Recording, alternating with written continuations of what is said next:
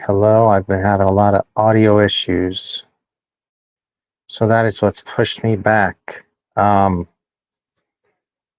sure if audio is coming through right now or not, so if I can get some help from the producer over in the private chat, let me know if we're getting audio through there.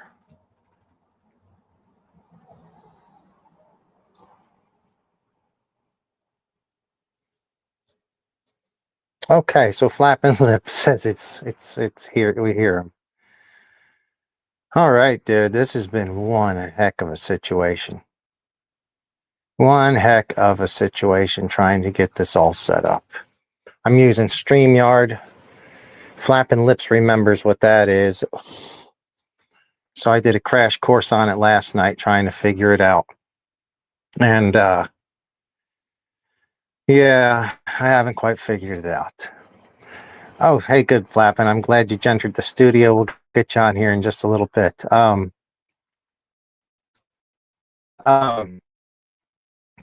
What is I tried to hash 2 hours ago. I don't know how it's gonna work. I get we'll see what happens. From my point of view, what I see looks really crummy. And I don't know if that's what if it's what I'm watching it on is lagging that bad or not. Let me know. And then let me know if I also believe this is going to be going out to the Instagram. Can't see. They changed the layout in the studio quite a bit. Yeah. How am I chatting like that? All right. Sorry guys, I'm trying to figure out. I'm not sure if I'm on Instagram Live or not. I can't really see that stuff. Oh yeah, I guess I am. So we're on Instagram Live as well. Very cool. Anyway, we're going to try this. This is the first time we're trying this. And let me know, like, if the video is horrendous. Flapping Lips, you've seen this show a bunch. You know if it's going to be worse, any worse or better than it usually is. So if you could chime in and let me know about that. But it has been very good trying to get this back, get going again. If you guys can, please like and subscribe. It does definitely help the channel.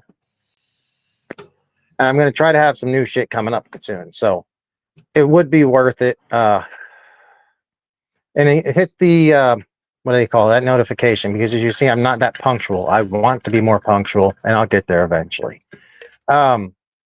So some stuff I want to talk about today. I was supposed to have a weekend's beach bash over in El Segundo. It could be canceled. Went there today and they don't have a dune put up. I don't know why there's no dune put up.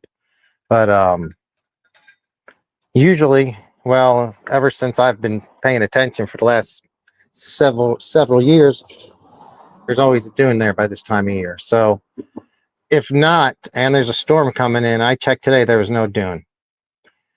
We will probably hit on that later. I'm also going to try to deal with the, I'm going to pull that Tamiya Bruiser apart, see what's going on there. Hello, Douglas. How are you doing, man?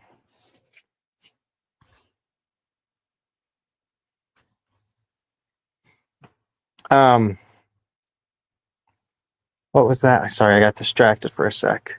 Oh, and I may be doing the new graphics on the Promoto tonight. We'll see. But I do want to pull, like, kind of tear into that, whatever they call that damn thing, the Tamiya Bruiser clone, the HG P407, I think. But yeah, all right. I'm going to go and actually, I'm going to see if I can get my buddy Flapping Lips in. If you want, Flapping, if you're ready to join the thing, feel free to add yourself up there. I don't know if you can. If not, I will do it. I just don't know if you're ready to join the chat or not, or the stream or not yet.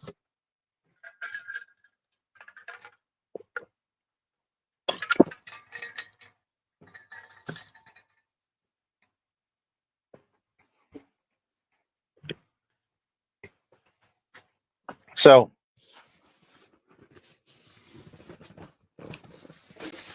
I almost had enough time to get a, okay, yeah, no rush flapping.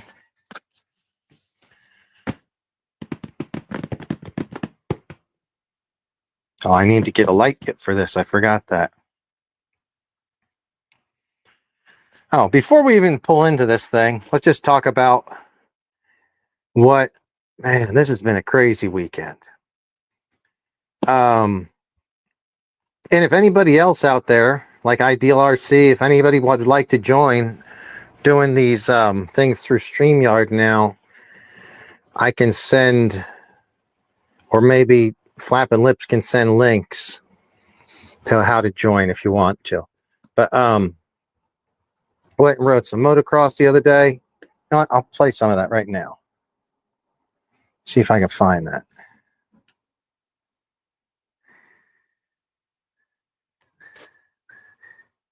Nah, man, I ain't gonna play moto. It's too early for moto. But that was fun. We went out there and did that. Camped. It was in Paris, California. Also, I drove at this track called The Dirt in Paris, California. So that was really cool. It was my first time driving there, first time being there, and it was awesome. The track, it was surprisingly not beat up. I thought it was going to be way more beat up than it was. But yeah, very cool. Big air jumps. I had no troubles. You know, I did a few laps and then just started hitting everything, and there was doubles, triples. My buggies and truggies were both kicking ass on it. I did, what did I get? I think I heard a differential, probably the rear diff on this truggy, start making a clacking sound. Maybe we'll look at that later. May have to shim it up. Now you could just use your mobile. I think your mobile phone, as far as a camera, ideal. I'm pretty sure you can just use your mobile phone. Yeah,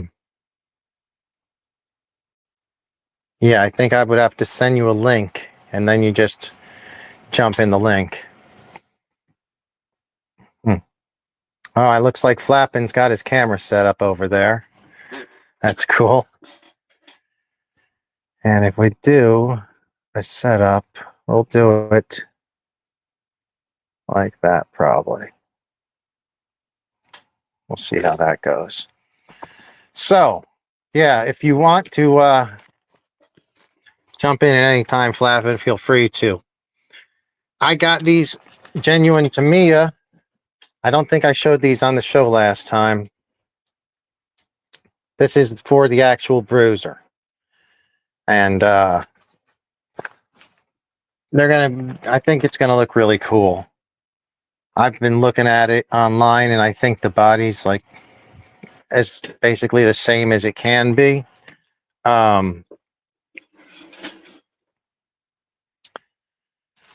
It did come with, you know, its own stickers.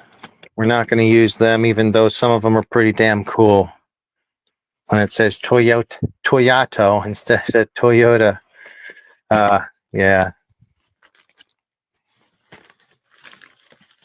But I'm going to start pulling into this thing, and what I'm going to do, I'm going to go metallic blue. I want it to be nice, shiny, and I'll probably even put a pearl gloss, a pearl clear coat over the top of it. I want it to be really shiny. And then I could have went with like a more pale standard blue, but it just wasn't for me. Not on this one. I don't think they had an official color. I tried to look and see if there was official color.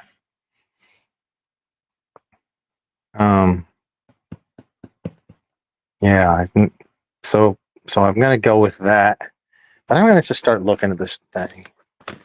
Let's get one or two things out at a time.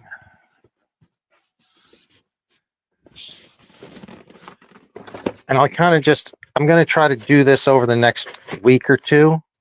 So we're going to look at everything and make notes on what I need to get as far as what I still need to get.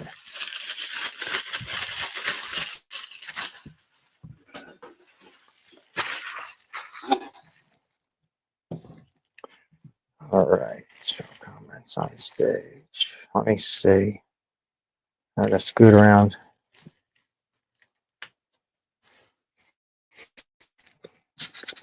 Okay.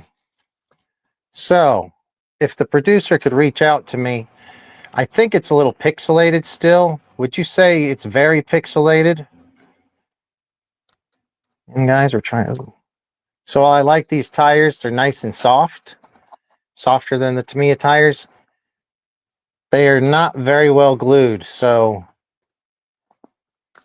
Yeah, I can just pop them off. They have almost no glue on them. So, glue, that's one thing we keep in the shop. Not a problem. I'm not going to open all of those, though. There is one thing I want to look into. It's potentially getting this system replaced. They kind of cheaped out on this, and there's no, it doesn't even have a hex. It's not like a 12mm hex. It's its own weird thing. So there is some fixes for that. And that would be if I want to change out of these wheels. But for the wheels, I think we're good. I do need to glue them, but that'll be no issue. Now the gearbox assembly. Let's see what this thing looks like.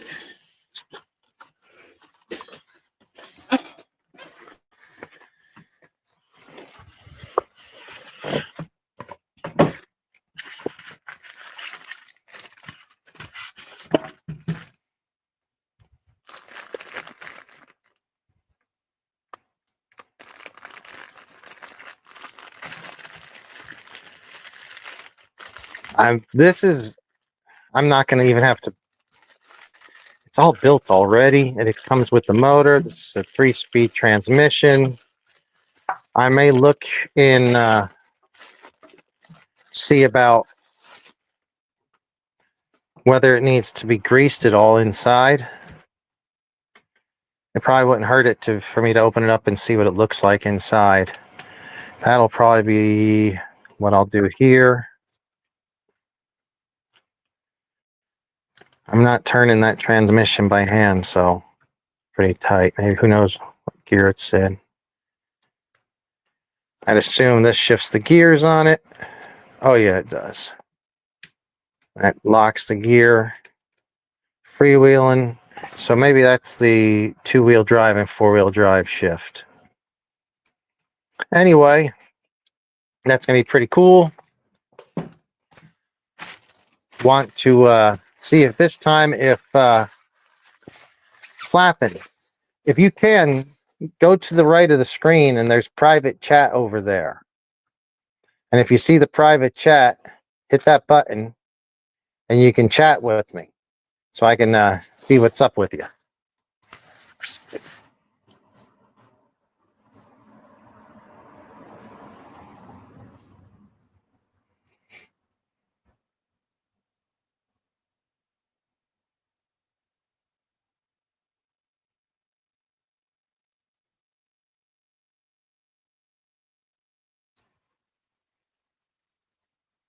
Sorry guys, I'm putting in a chat here. Oh boy, messed that one up. Yeah. All right.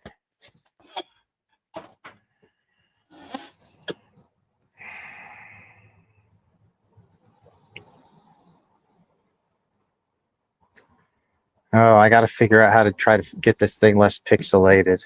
I'm using the same camera, but I'm using StreamYard, so it's different. When I do this up in my house, I think it'll be a lot clearer. Well, flapping lips. I'm not sure. How's your audio sound over there? Do you got audio, bud? Looks like it. It shows it's Because showing up. I don't have any audio over here. Let me see.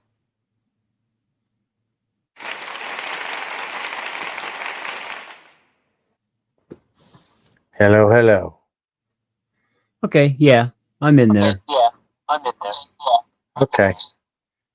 All right. Perfect. I'm gonna turn down. All the right, TV. everybody. Good to have Flapping Lips back on the show. Very good to have you here. Everybody, welcome him. Welcome. All right. So how is it that I think we used to be able to talk with each other on here and it did not mess up as far as feedback through the audio. Do you remember that?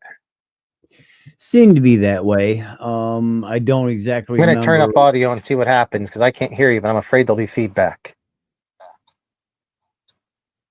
Okay. Yeah. Yeah, because I'm hearing that come through my TV here. Let me probably have to get on the headphones, I imagine.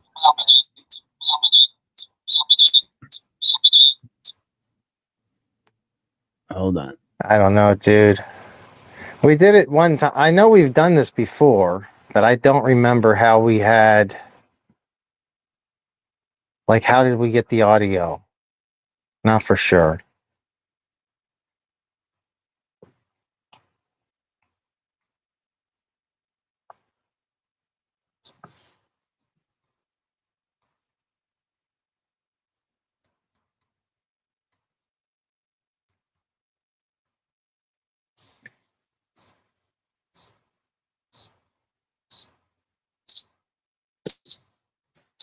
Oh, boy. This is going to just mess it up, bud.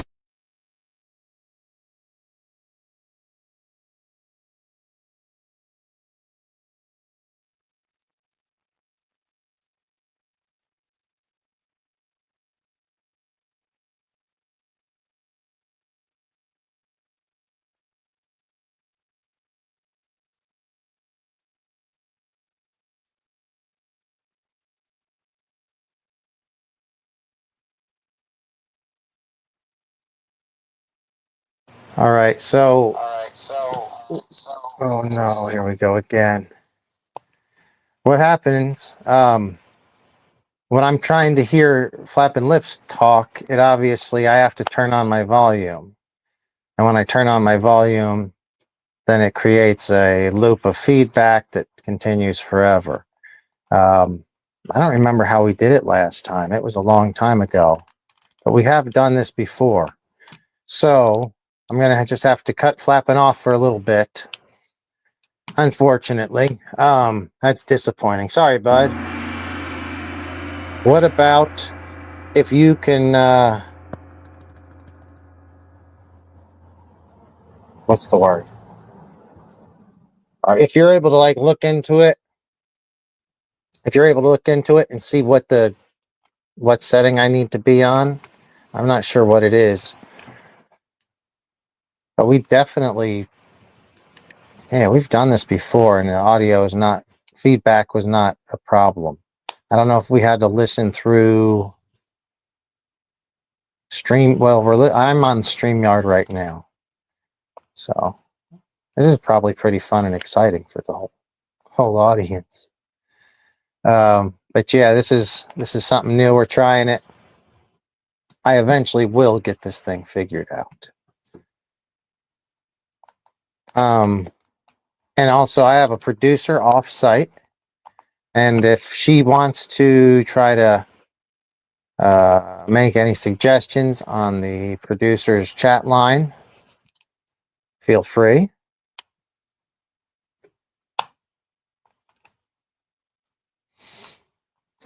Oh, dang. Freaking Mike Thompson.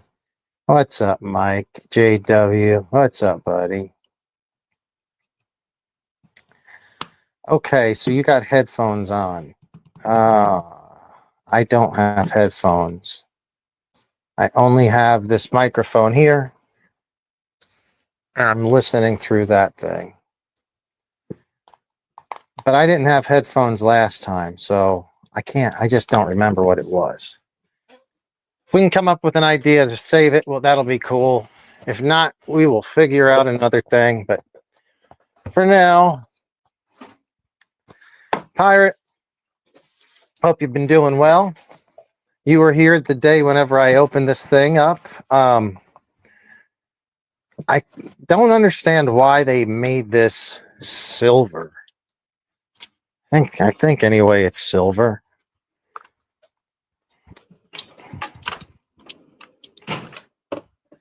As all of these I remember were always black.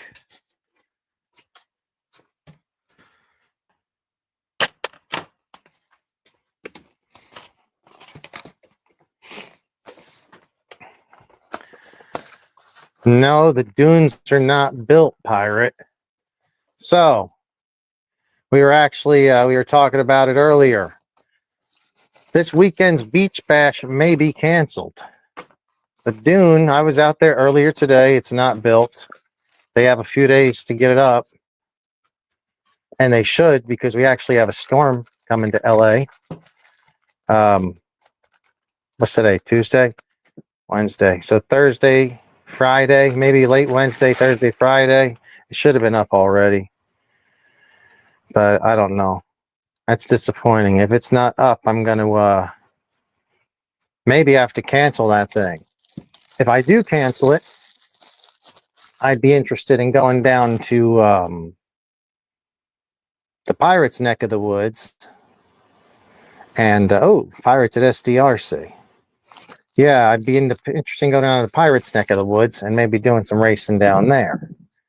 I had a good time driving over at the dirt. It was friggin' awesome.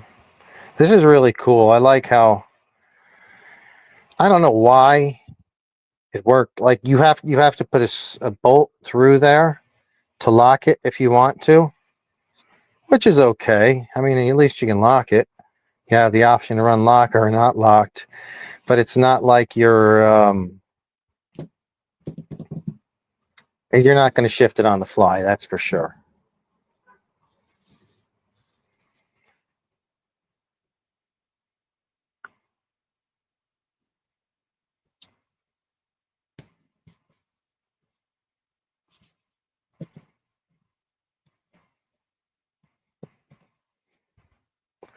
So I'm reading the studio chat, which is behind the scenes production chat. I think that there was an auto limiter function that may be knocked out down background noise, which was part of StreamYard here. I don't think I had headphones, producer. I do not believe so.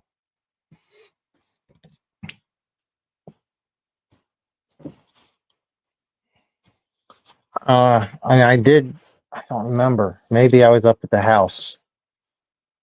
It was the time in the house. So I would have been using the microphone. Maybe I have to get rid of the microphone and use this microphone. I don't know. We'll see. We'll give that a try here in a little bit. I think that may be the case. I'm just going to have to use the microphone that's coming through this tablet that I'm using, because I'm also hooked up to it on this tablet as well. The producer thinks that might work as well. Let me go ahead and try that, guys. It's really been a fun live stream so far, just trying to get stuff figured out. And maybe I can get myself in the frame as well.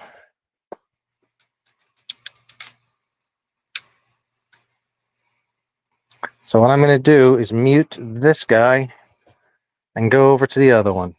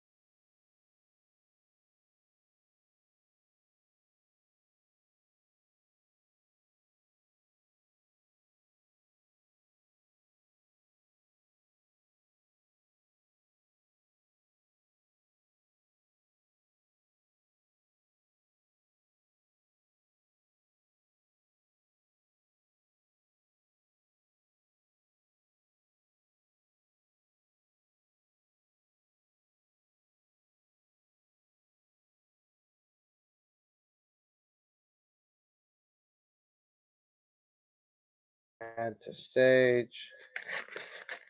So now I have volume. But what I have to do, I want to get rid of that dude. So let's adjust his camera. I don't want to stop the mic. Let's see.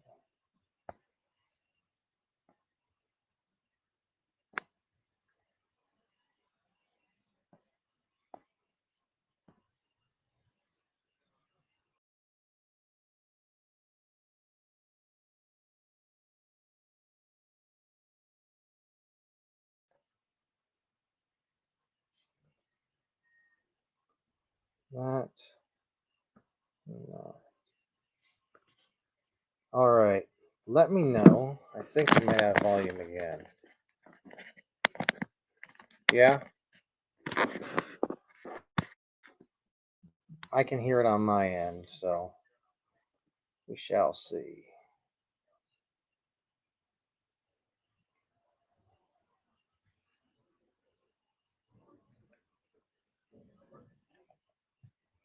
JB's changing my phone. This one won't be as clear sounding. So how is this mic? Is this one sound crappy?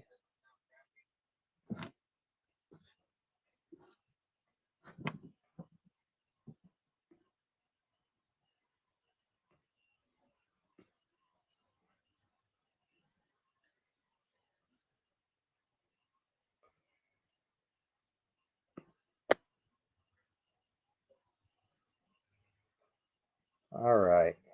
We're going to stick with that for a while. Stan Smathers says it's good, so that's all I need to know. Awesome. Now I can hear my volume through this, but it doesn't seem to be what the hell?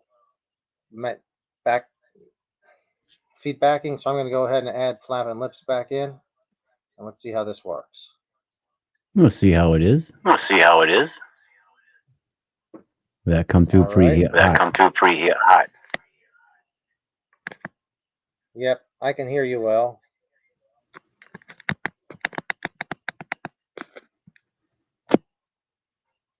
I'm going to try something here.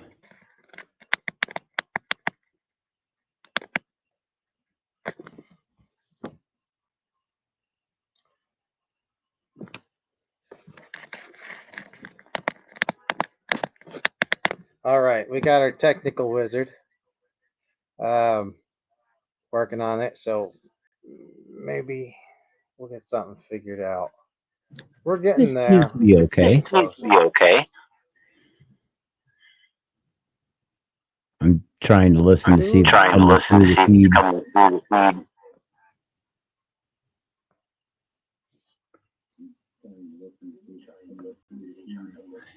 Yeah, I hear it. Yeah, I hear it. I hear the backgrounder on my. You know what? Let me check this. Turn your volume down Turn on your the volume laptop. down on the laptop.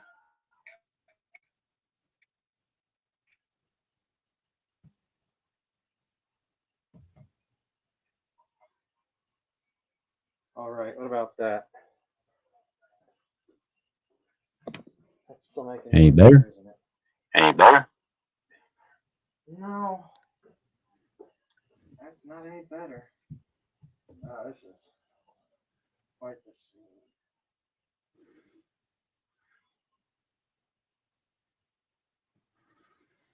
Yeah, you might have to turn your volume on the laptop down.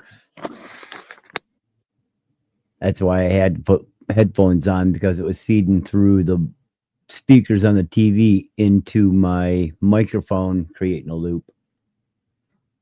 And now I can hear I'm doing that on your microphone. I'm coming through your speakers and creating a loop going through your microphone.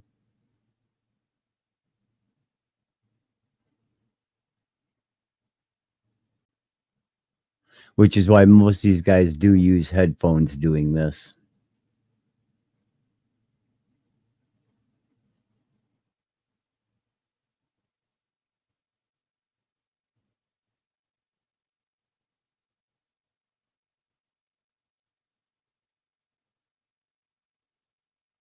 I see Jay.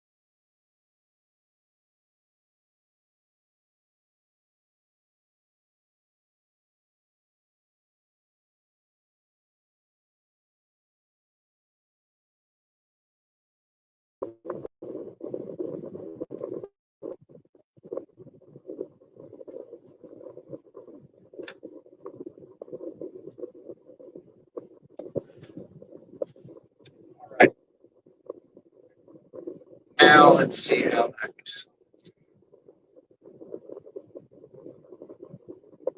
Think.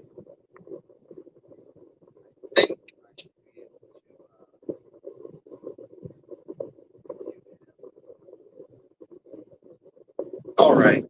Let me know if you guys are catching this volume on this one. Again, think.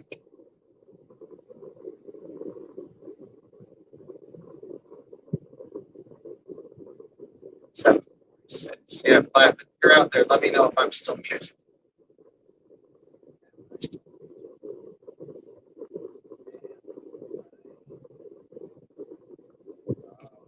Pretty choppy now. It's been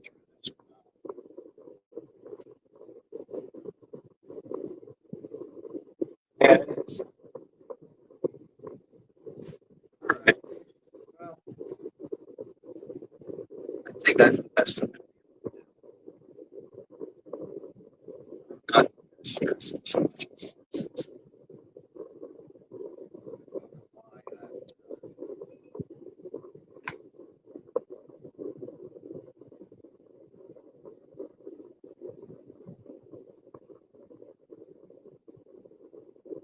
Still think that my audio is so probably just you want to stay on class.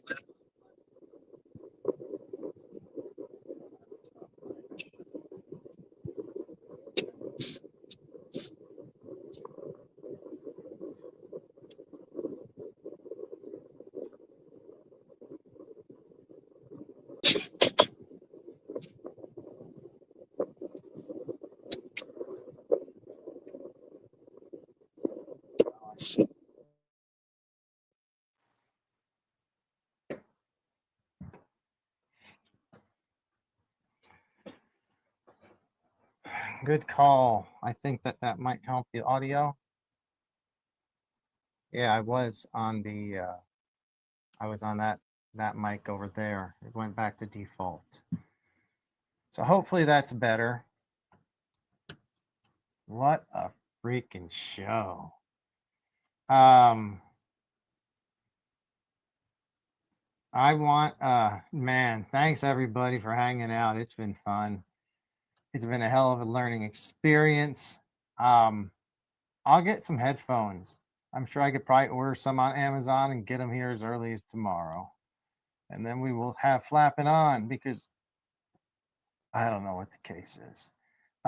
If you want to hang out flapping, I will. What I would like to do is do a little bit of more. This is taking this thing out of the box, basically. And you can let me know in private chat if it works from you, flapping. Once I take some stuff out of the box, I will just put you on screen and you can basically take over and hang out and, talk for the next 5-10 minutes. I will go backstage basically. And then if you have, I think that you were recently working on your optics or something like that. So maybe you could talk about that and just talk to the audience and stuff.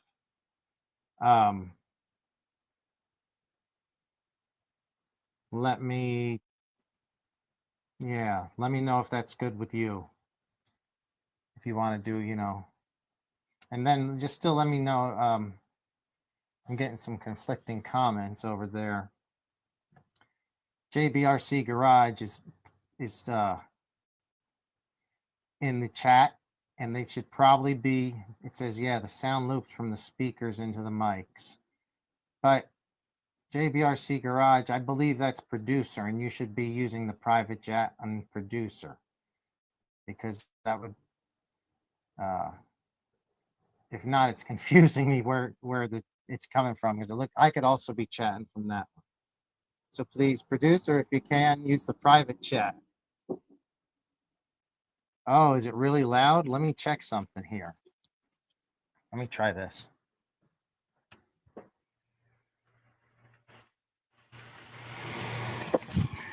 I actually had it at the lowest. It might be louder now. Oh, that's okay. That's you chatting. Is that any better now that it's louder, or is that messed up worse now? This is kind of fun, spinning this stupid thing around. So yeah, if you could, flapping lips, let me know if is louder better. Should I tune that back down? Pretty loud now. Was good prior. Okay, back down. Will do.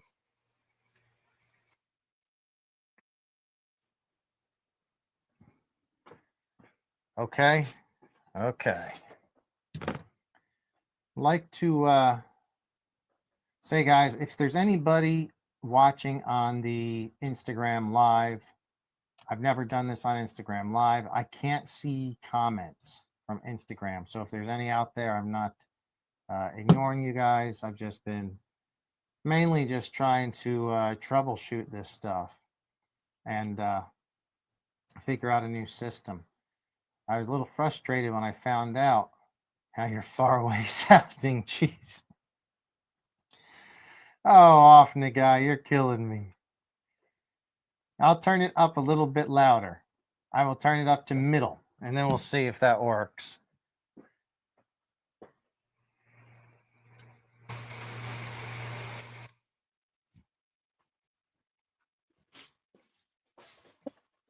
Okay.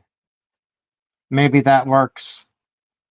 Off the guy, you can tell me if I'm far away sounding now or whatever. And Stan Smathers is saying was saying too much earlier as well. Yeah, okay, very cool. Thank you. Appreciate everybody in chat. Off the guy, I think you were looking. Oh, it says perfect. This is one time we've done something on the show that's perfect. It's probably not going to last, so let's just be happy with that.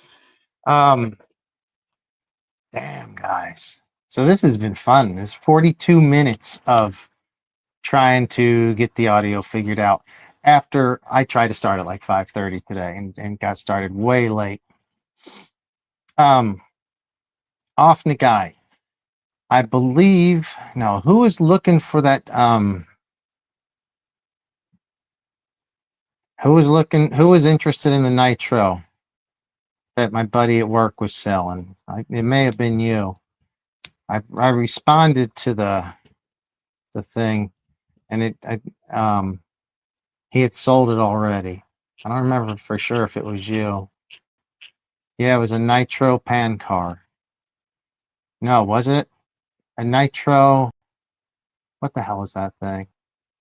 Infinity, something like that. Anyway, it's sold. So not available. Yeah, it was sold before I even knew it. I came back the next week and it was gone. I hadn't even talked to him. Yeah, I'm definitely. What would you guys on these? I'd like to get your opinions on this Bruiser clone. Like, what? How would you build yours? This is obviously the rear axle. It's all like this silver gray, and they're not really silver gray in real life. They're, unless you paint it that way, they're pretty much always black, a matte black or any kind, just a black. What do you think? Love to hear from you in the comments. Would you be changing yours black? Would you be painting it? Because I'm definitely thinking of splitting these in half. I think we're going to do that tonight. Only looks like a few bolts. Let's split it in half and see what the inside of this thing looks like. All right. Thank you, Flapping Lips. I was able to check that in studio chat. I'm starting to figure out how some of these things work, and it's really impressive, actually. I think it is. Same colors as the body. I don't know about that. Why are you serious? I don't know about that. Metallic blue. It's going to be metallic blue. Let's get the body out. We'll talk about how that's going to look.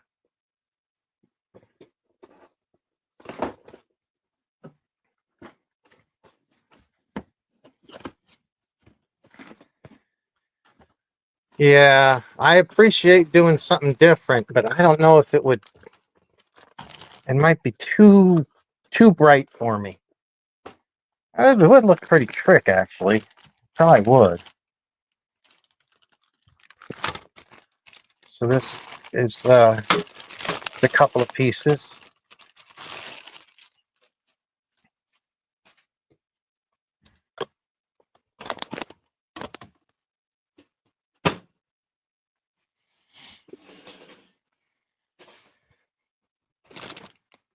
I am looking forward to the glossiness. I'm going to put some pearl over this, so it's going to be really shiny. And then with these old school, I bought the actual Tamiya sticker kit. I think that's going to look really cool. Definitely. Chrome, maybe. I thought about that, but I don't. Again, my worry is chrome. I worry about any of them just not staying well. I don't know. I like that chrome idea, but this body is going to definitely be a blue. Got the windshield here, and the interior. It's actually really cool. I like how it is. There's more stickers. This kit that I got has dashboard, the radio, tape deck. Just it's better, you know, kind of nicer than what they sent here. So I'm excited to use that.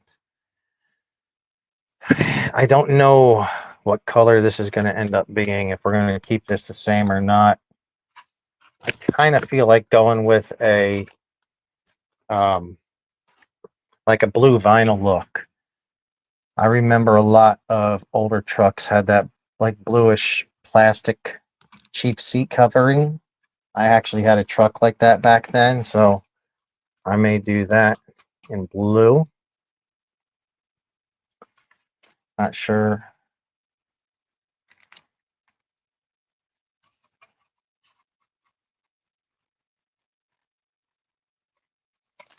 Actually, check for echo cancellation.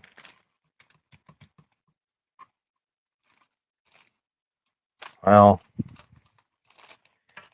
I don't know how to check those right now.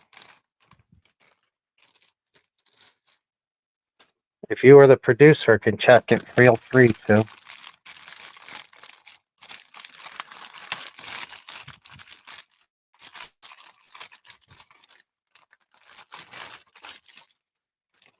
So it was a great time driving over the dirt. The track was awesome. And the campground was like a mile from the camp I'm staying at, was a mile from that track. So had I realized it was that close, Pirate, because I left and went a different way to camp, I would have been, what would I have been doing?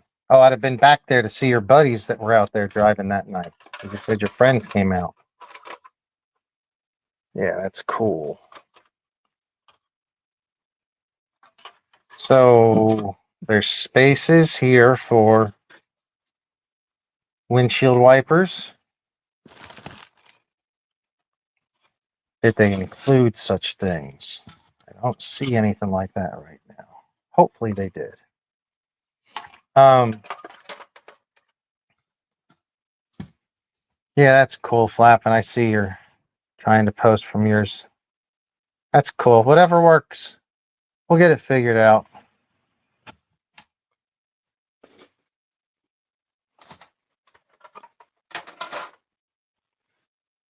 What else is there? Oh, man. I'll open this assembly kit. I forgot what was in here.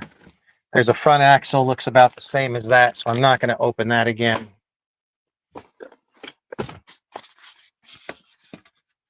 Well, I may open that later on the show.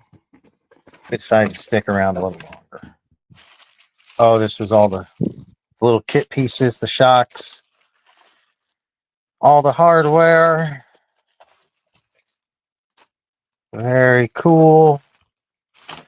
I think I'm going to start doing this tomorrow. I work tomorrow, but I'm going to bring this up to the house and probably start building this tomorrow. And I'll just stream from the house so I have a whole lot of less issues with the internet. It'll be a lot clearer. But what I may do is bring the body to work tomorrow. I should have plenty of time in the morning to paint that thing. Yeah, Douglas, I used that Traxxas spray chrome on 2 trucks. I really liked it, but I couldn't get it to work well enough that I can use it again.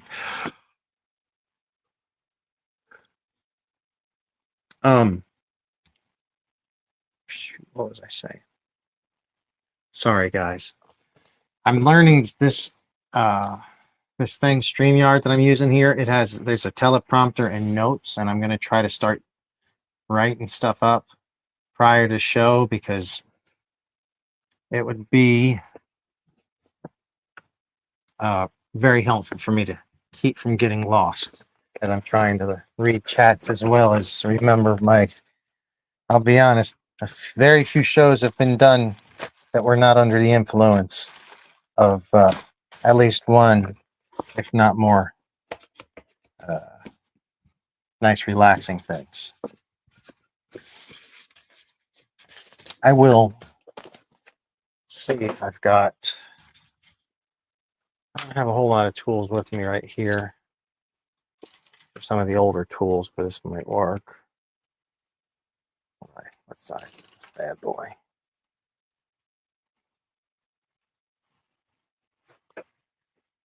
All right.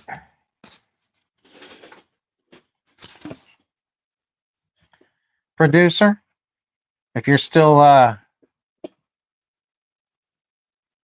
if you're there and you're able to check the Instagram, would you check the Instagram and tell me if it is streaming over there? And you can just tell me that in the studio chat. So yeah, we're going to go ahead and pop this little axle apart. I kind of feel like we did this when Pirate was here, but maybe we didn't. There was a lot of drinking going on that night.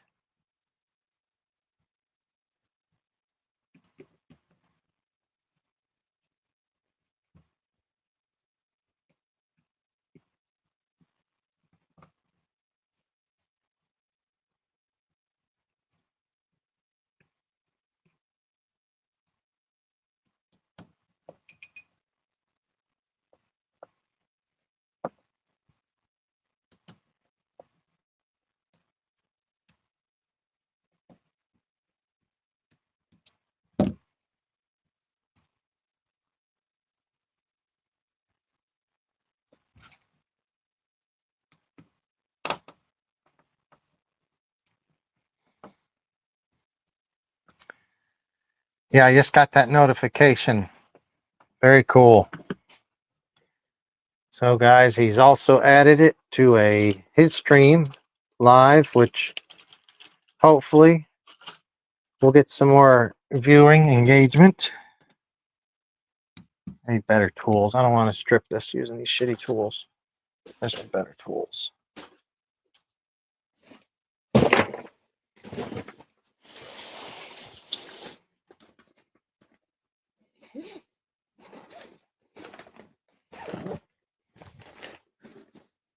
Oh my God, that's a mess.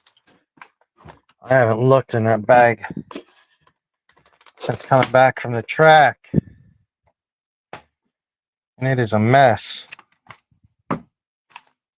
Okay. Now it's flapping lips. Now it's both. That's awesome. This is the best shell. To me, it gets no better than the one thing after another, trying to figure it out. I do think in the long run this will be way better by using StreamYard over what we were using.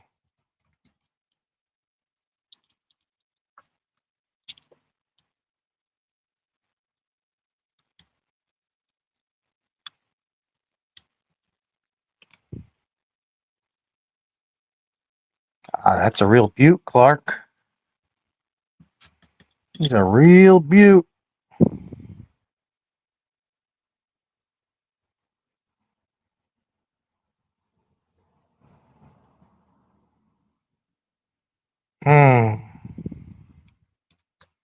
Well,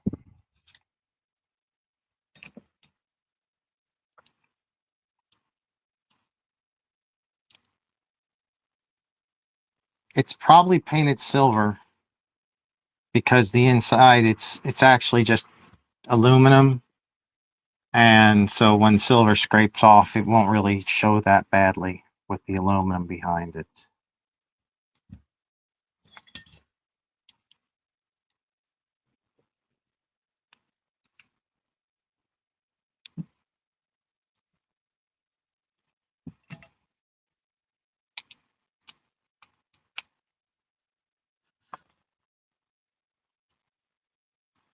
So you would put a pin in it here, I believe.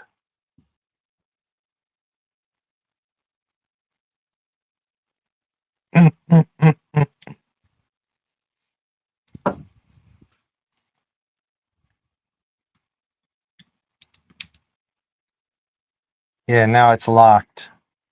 So I put in a pin in that I can have locked, which I don't know if I'll do or not. You just have to remove this little cover right here, and yeah, I'm not going to go ahead and worry about greasing this because there's a little grease in it, but I have a feeling we're probably going to pull it apart and paint it. I may do that tomorrow at work. Let's this guy back together. Here in the back channel chat, it posts.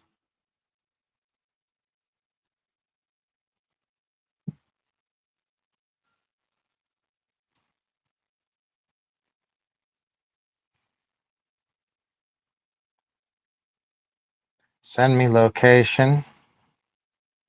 How are you? Hope you're doing well. Thank you for joining the chat. Wish you didn't have to leave so soon.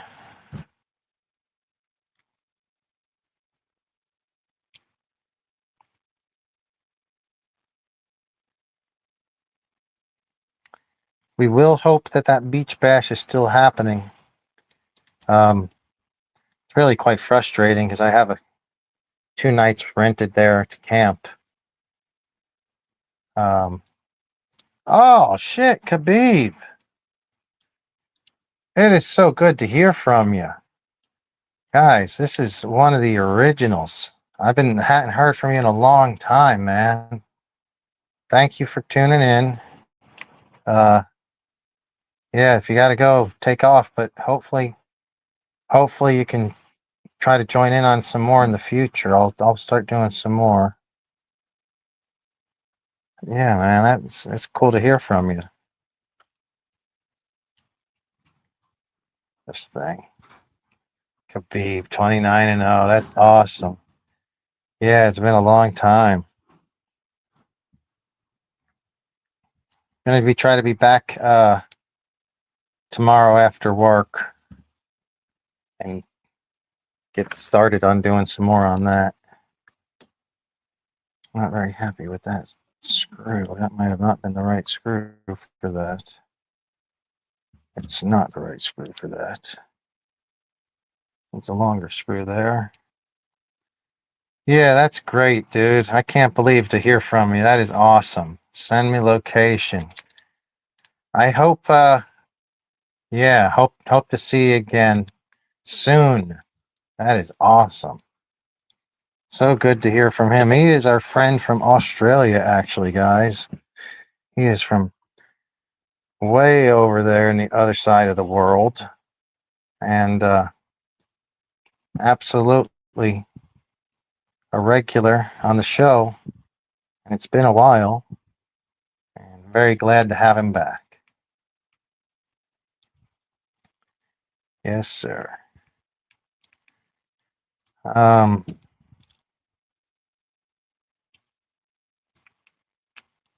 This thing, I guess it doesn't feel too chintzy. It feels all right. It'll go together just fine, probably. 2 of these screws are shorter than I'd like them to be.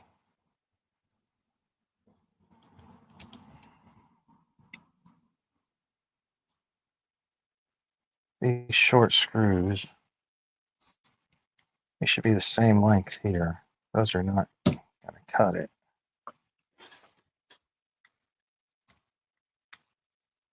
Maybe here.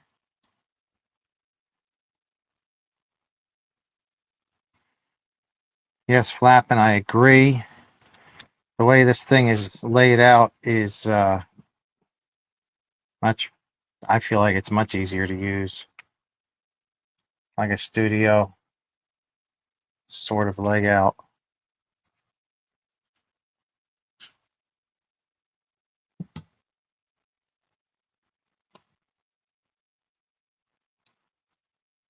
What the hell?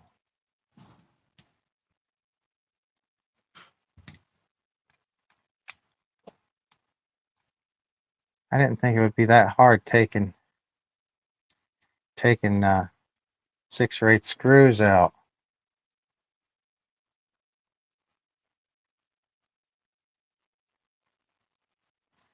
Yeah, I seen that where all the comments can post live. I've been doing that earlier today. It's pretty cool. You can highlight somebody's posts.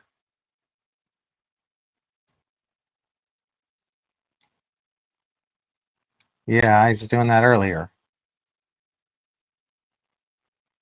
Pirate, you missed some good stuff.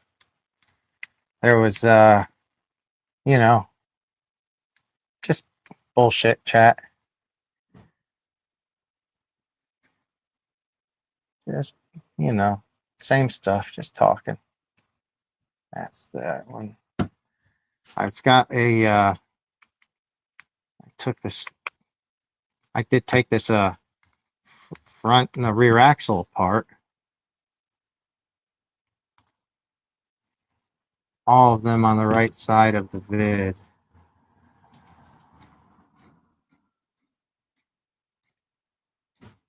Oh, I'm seeing that now.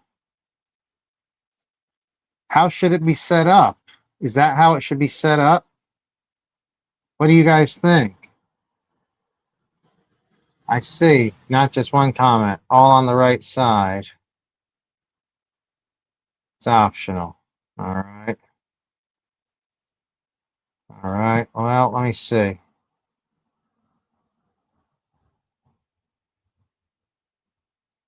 Size. Font.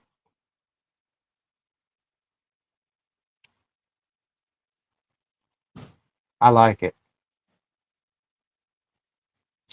Let's leave it there and see how it goes. I don't mind that big.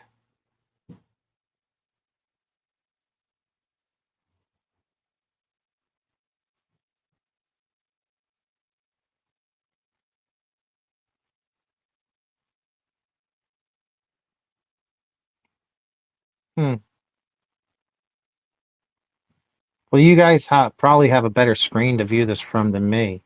So if you have an opinion, let me know. What looks better, if we should have it up or not. I kind of like it. That's how a lot of, I feel like that's how some of them on the live streams. Yeah, like if you're watching it on a TV instead of damn, that's not right.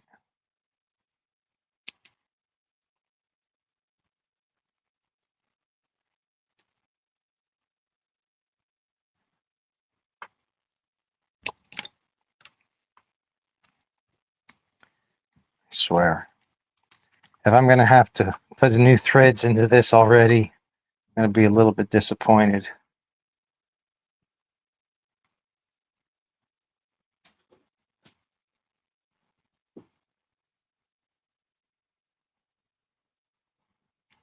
You're not getting it on your channel, though. I don't know what you mean. That you're not getting it on the channel. Like if you're looking, if on YouTube you're not getting it.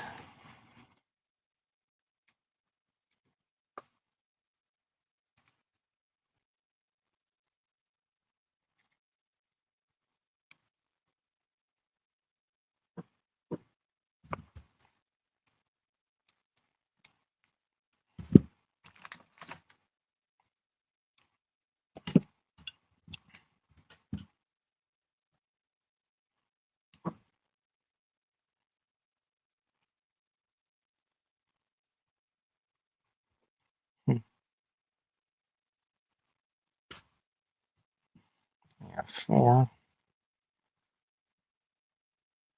larger.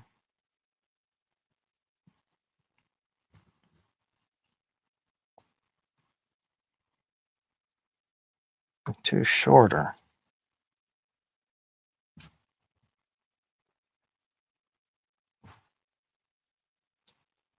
These should be the largers. Definitely.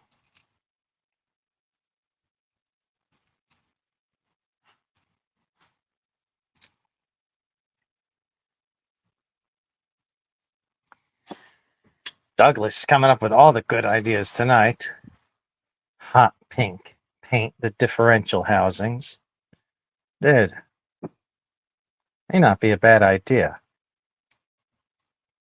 Especially with that metallic blue body, it probably looked pretty sharp.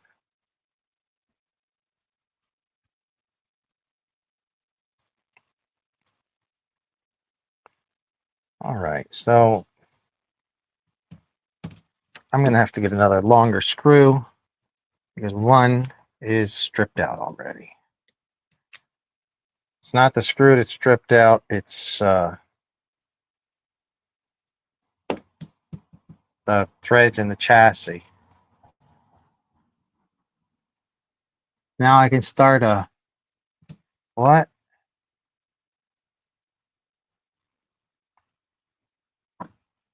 Now a star comment and it'll save for later use. Oh, that makes sense too. That's good.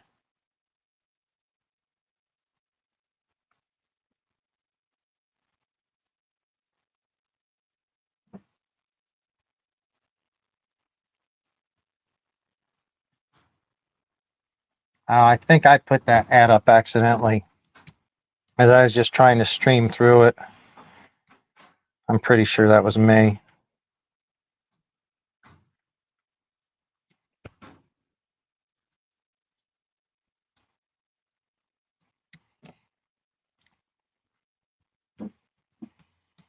So guys, been fun. I appreciate just hanging. I wish we could have done better with getting the guests in tonight. It was a last minute thing, and I'll figure it out. I haven't been paying too much attention.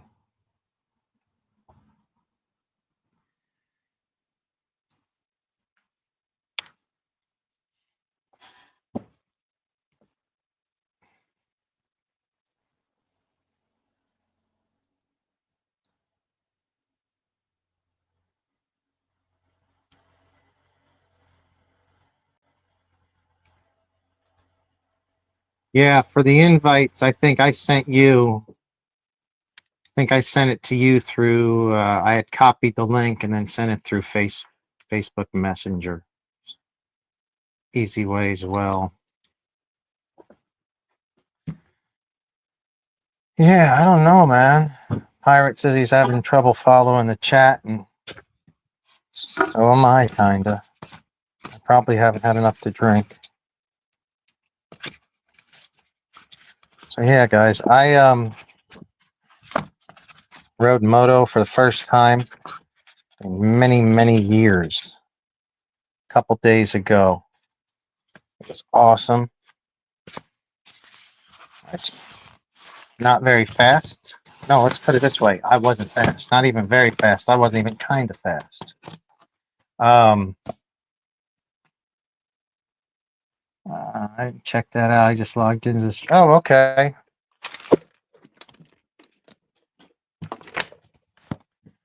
So, yeah.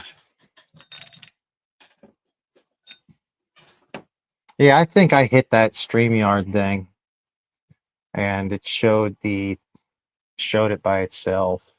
Let's see.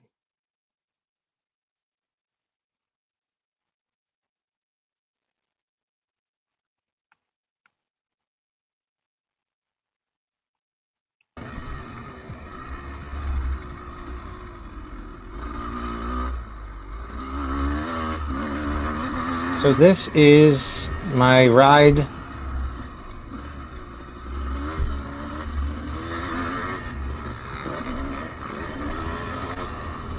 This is my ride over at There we go. where was it? Paris Raceway. Not sure if there's any video or if there's any audio on that. If there is audio and it's too loud or something, let me know. But yeah, that was I get pretty tired very quickly, so I pull off the track. And let's see. Audio. Yeah, it looks like it's still working. Looks like it's working.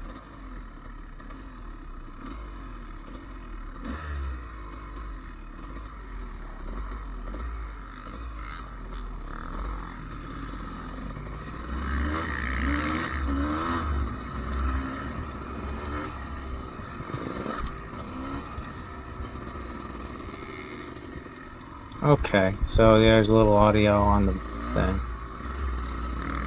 So yes, this was fun. Here's a little double right there. Another little double right there. It's more like a tabletop with a hump. I think I'm going to try to pass this guy on the inside right here because, you know, that's just what I try to do. And aired that out pretty well. And now I'm probably really friggin' tired again. So I would probably be slowing down in a second. I could do like 3 laps tops before I'd have to, no, maybe like 6 laps tops, but I'd do like a lap and then I'd pull off for half a lap and try to get my breath back.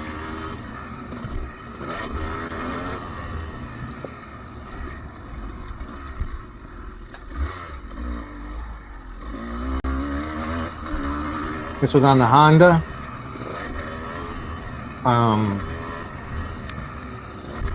Oh, that's a fun little section. A right turn comes over a little tabletop with a hump in it, and then double into the whoops. I thought about tripling in. Those whoops, they just wear me out. Those are so tiring. They're just 6 bars, but they're very tiring. So now you can see I've got to slow my ass down and take a break. But this is a really short jump right here. It's fun though. You can kind of shoot you up in the air, but not very far forward. It's very short. That one I just went over, you can't really jump it. It's too close to the corner. Little double, which I'm rolling. I don't have the energy. I guess I hit that time. I need quicker rebound. Yeah, this was fun. This is what I did. Video note for myself. Saturday, I think it was.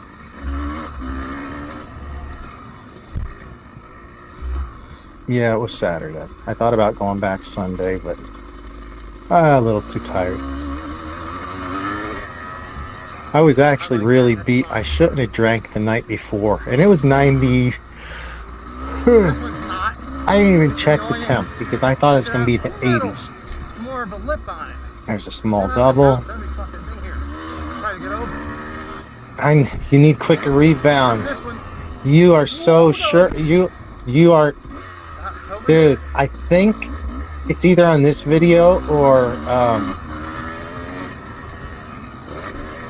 I make an audio note to myself saying I need to get quicker rebound because this bike will not. I can't get much. I'm having to preload the piss out of it to try to get it to jump. Okay, so I actually just said it. Okay. Yeah. There's not much of a lip on a lot of these jumps here. And if I was on my Suzuki, I feel like I would have been getting more pop. But the Honda's set up differently. Of course, that's just a matter of a couple clicks adjustment, but you're absolutely right. I felt like that was what was wearing me out, was when I would just go into a jump and try to compress and then lift it to kind of get it to spring up. But it was still a great time.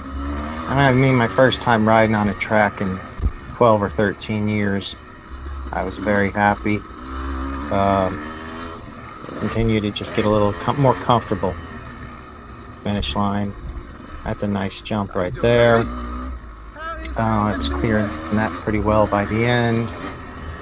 And this is my favorite little stretch of 3 jumps in a row. That one there was the biggest one. Yeah, it was great fun. Good times. Good times.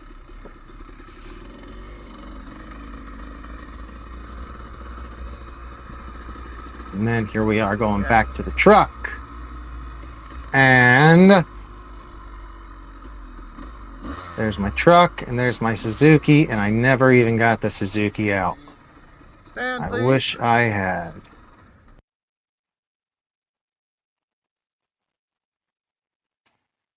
And there's my gal helping me because I sure can't do it. What a mess. Good times.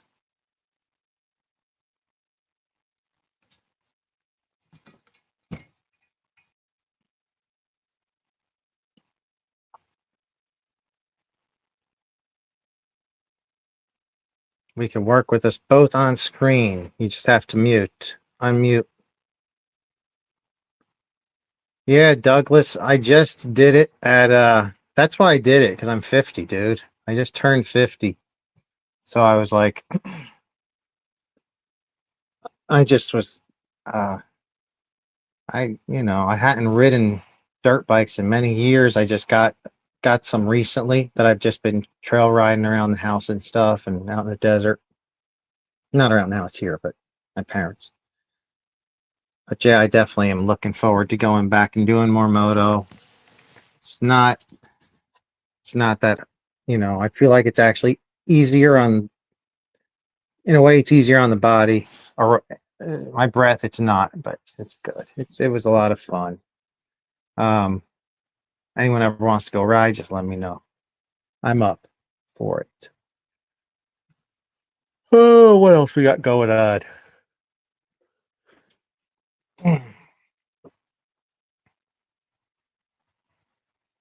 I have that's about it. I think that's about it.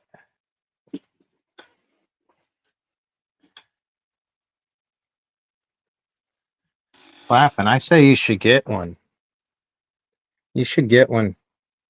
Riding around in the desert. So I actually did a Onyx off-road map thing, and I mapped how my mileage. And I went out 4 times, and I did I went out for 4 sessions, and I did almost 18 miles, 17.8 miles or something like that. Which I was like, shit, that's pretty good. I didn't think I'd be able to pull that off, because if I do 20 miles in the desert, I'm still pretty tired. And moto is, it's going to tire me more. But I was able to get almost 18 miles. If I can start going and doing, 25 to 35 miles. Yeah. I smoked a long time. I haven't in a long time though. Luckily I quit a long time ago. But I did smoke for a number of years. It sucks. That's the worst thing. Now, for motocross, you definitely need the aerobic, but you could get a bike and just do some trails, man. I find myself not being out of breath. I don't have to pull off so much when I'm riding the trails in the desert and stuff like that. Just the constant preloading for jumps and landing off jumps and just doing jumps wears me out a lot more.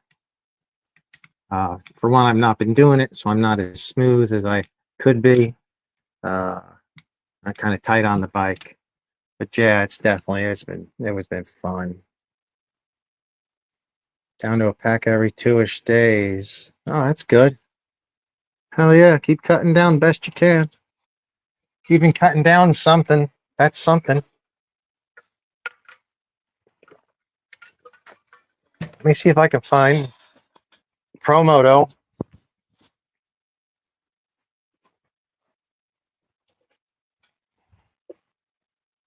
Somewhere.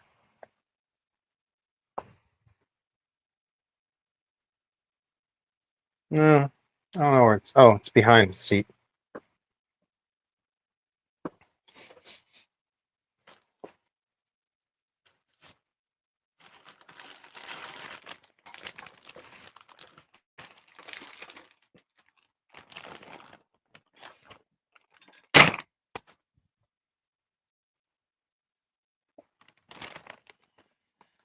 Yeah, that's actually kind of how that helped me to quit.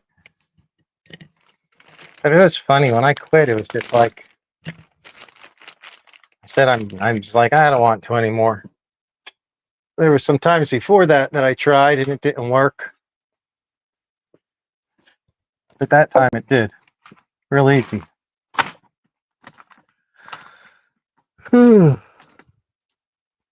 So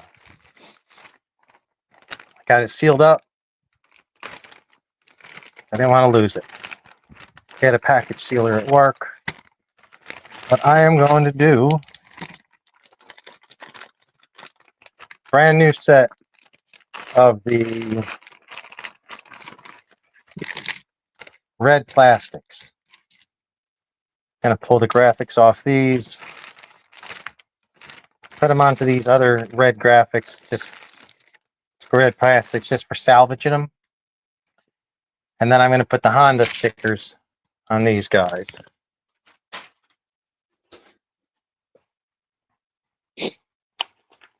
Not sure where the Honda stickers might be though. Oh, here they are. So that bike that I was just riding on the video actually has these same Woody Woodpecker graphics on it.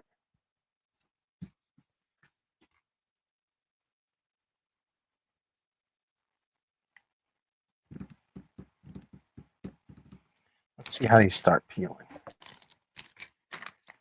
Let's see. Just start with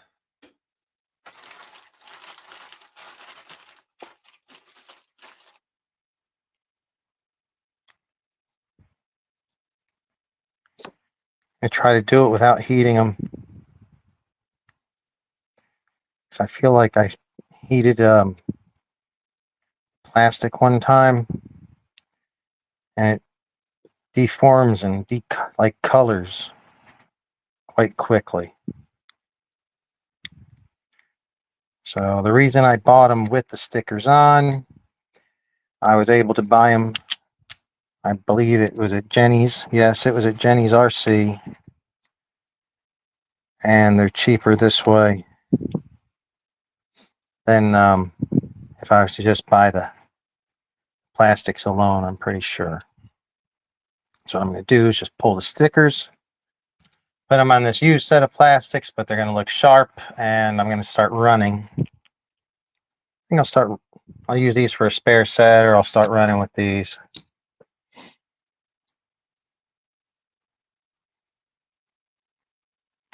Oh, Douglas. So I went out there and Dune's not built still, and we've got a chance of rain. So I don't know yet. I was going to say probably noon, maybe 10 o'clock. We could start it at 10 o'clock probably.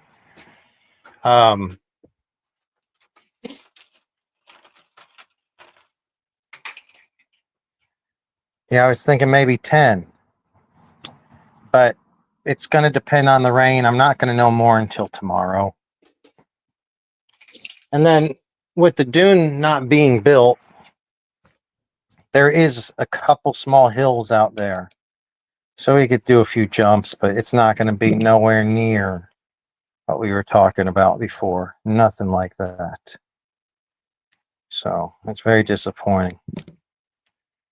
If it gets delayed, we'll just do it later on in the year.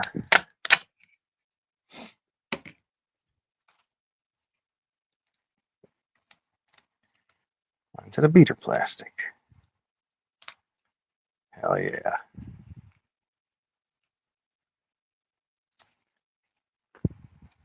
It's okay. It's okay.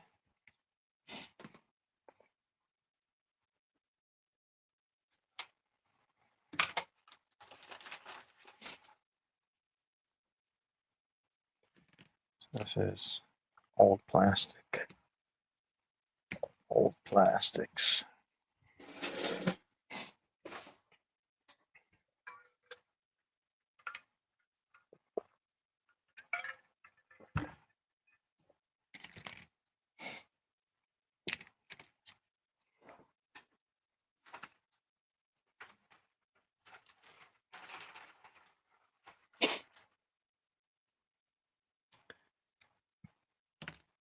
I am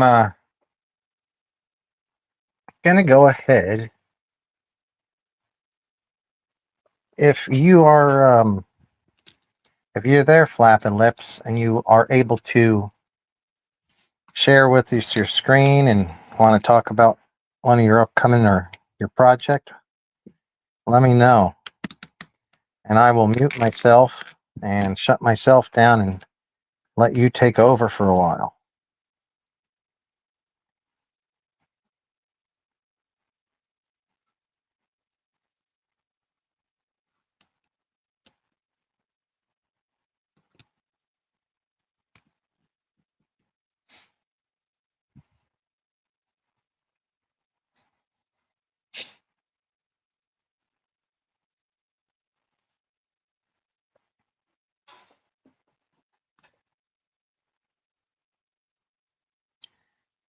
All right, guys, I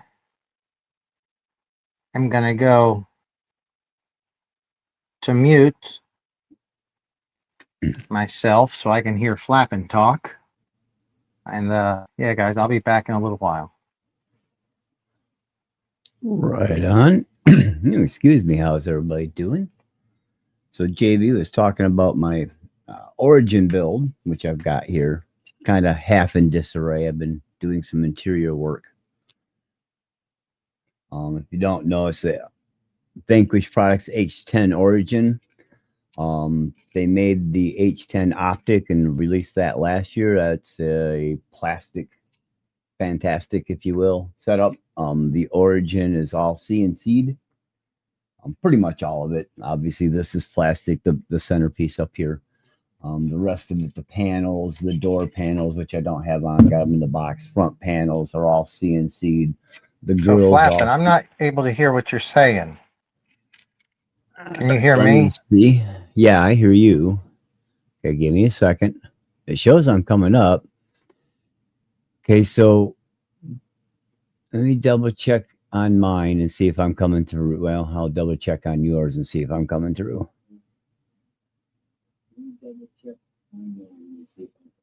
Okay, yeah, I'm coming through.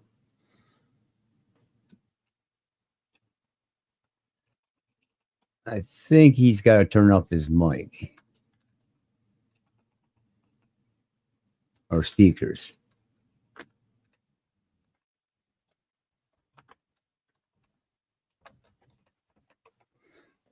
I think that's Hello, what hello? he needs to do.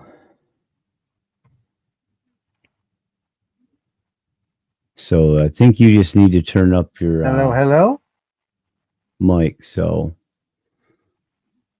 I don't hear anything. and he's Oh not boy, playing I think through we're gonna because have I to have my close her down. headphones on. No, you're fine. It's okay. I have got no.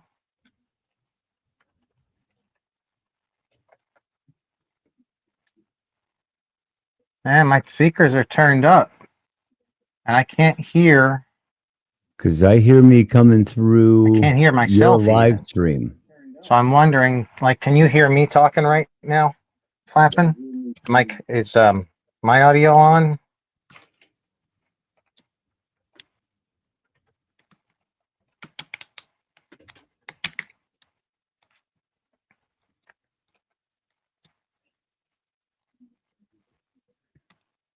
Not sure why you're not hearing me. That's strange.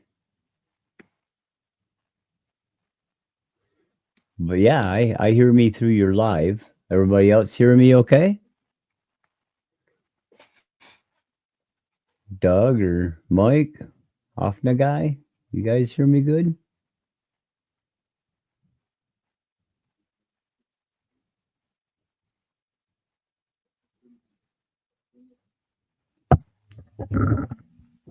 Because it looks like it's coming through on my side. I hear you. Okay, yeah. See, that's what I thought. Doug hears us both. He hears me coming through. I wonder why the hell I'm not hearing it. Yeah, that All is right. Well, strange. I'm going to go ahead and mute myself and put him back on. So Flappin', I hope you got some stuff to talk about. Oh yeah, yeah. I'll we try to can talk figure it over out this why a I'm little not bit. hearing it, but it'll get you a chance to say hi, and hopefully the people in chat will hear you. You heard both of them, huh, Douglas? Okay. Yeah, Son I'm of a coming through gun. live, so Oh. not sure Let why, me try but to. yeah. I don't know how I can't hear nothing. Ooh, come Go. over into I mean, this you one. should. You're not even muted here, dude. I'm gonna remove you, and then let's see. Remove from stage. I'm gonna add you back to stage. Okay, can you hear me now? I'm gonna mute myself, and you go ahead and talk. And Douglas, let me know if you can hear him. Yeah. Yeah, I'm coming through there. I can hear me now, and I'm sure Doug can hear me and everybody else. I hear in a real faint background on my TV, I've got my live playing, and I can hear me coming through that. So you should be able to hear me. I'm not sure why you can't. So as I was getting to, yeah, everything in this is a CNC piece. So this here, let me set it on our side here. This whole cage piece, this whole side from the front to the back, top to bottom, is all one piece, milled out of one chunk of aluminum. Same thing with the center piece. This piece is one piece. These are all one piece. This was one piece. The back piece, they're numbered. This is number 190. The grills was one solid piece of US 6061, and then it was all machined out. So it's not an inexpensive kit, but it's a really nice kit. The axles, I'll show you on the rear axle, they're all scale, and they even CNC'd. Kind of hard to see, but if you look closely, you can see there's actually CNC'd weld lines on there. Let me get my other camera out, or other light out. You can kind of see the CNC'd weld marks into the rear axle, so it looks like it's welded, which is a pretty cool. Kind of hard to see there with the chat. Move it over. Well, that ain't gonna work either, but that'll work. I'll just move it over here a little bit. You're gonna see my camera move here. Of course, it didn't. So, but yeah, everything's been CNC'd out of one piece of aluminum except for the plastics. It does have a plastic bottom skid piece on it. The center front is plastic, and a few of the rear pieces are plastic. The housing on the transmission is plastic. The rest of it's all CNC'd. You got to choose the colors of the axles, which were just black or white, or clear, not white, clear. So you got axle choice colors. You got on the choice of the cage was multiple colors. The choice of the wheels were multiple color options, and the choice of the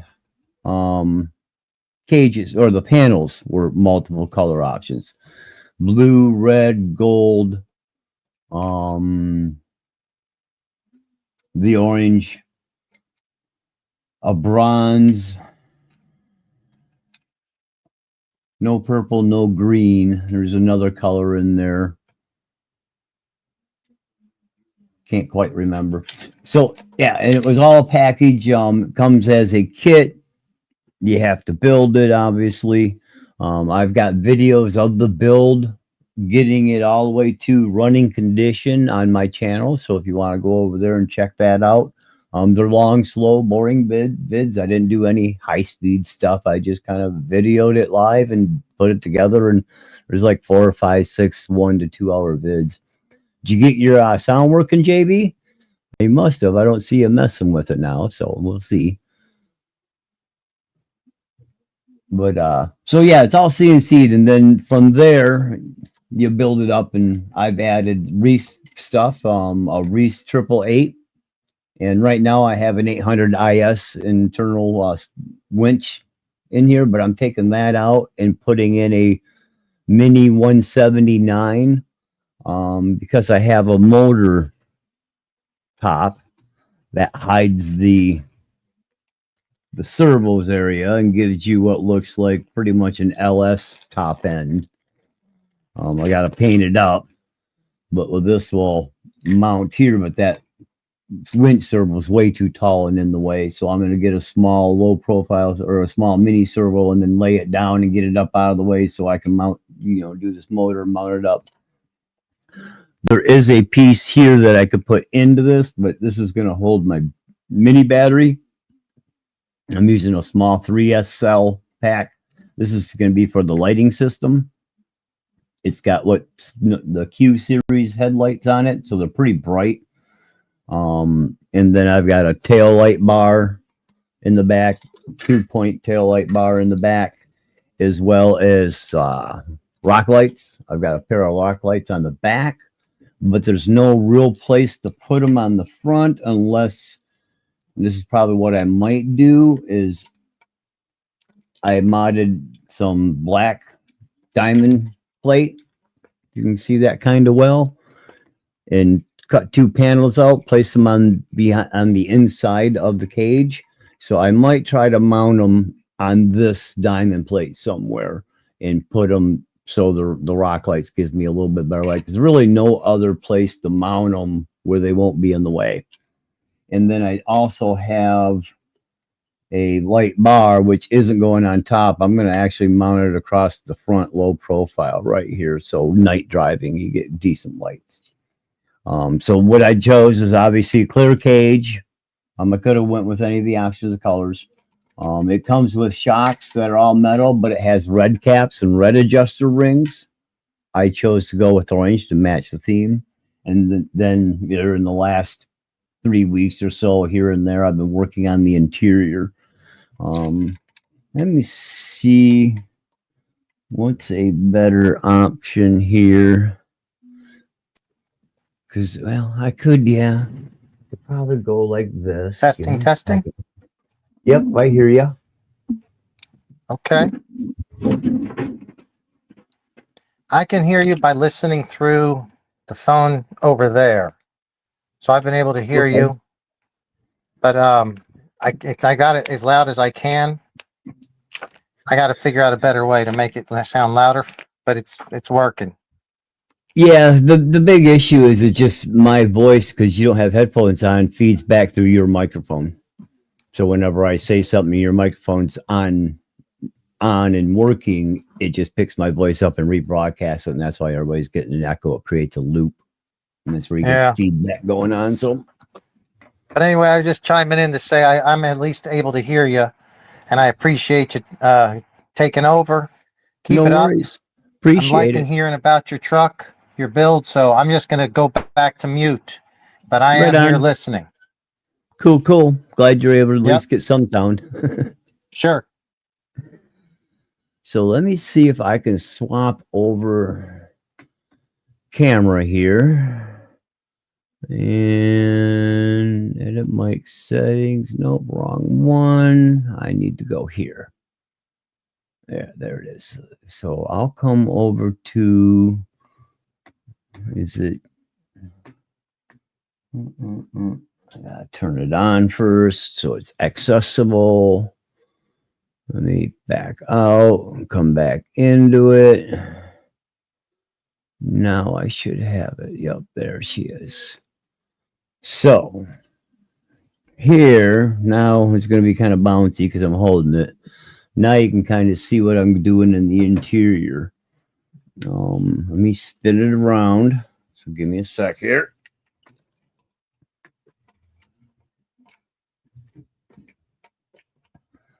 I just had the cage top off and it's all kind of unhooked. So I've been, working on getting this dash area worked out in the inside.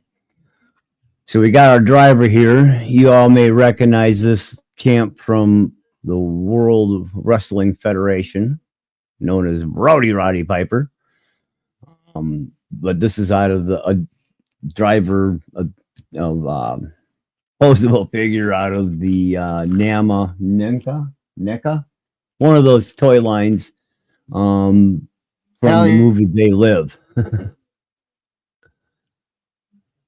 So he's my driver.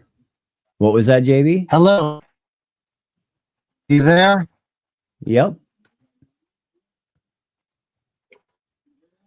Can you hear me? I hear you. Yeah. Oh man, I loved the Roddy Piper. He was one of my favorite wrestlers back in. Yeah. Yeah, he was mine too, man. He was a spitball. Yep.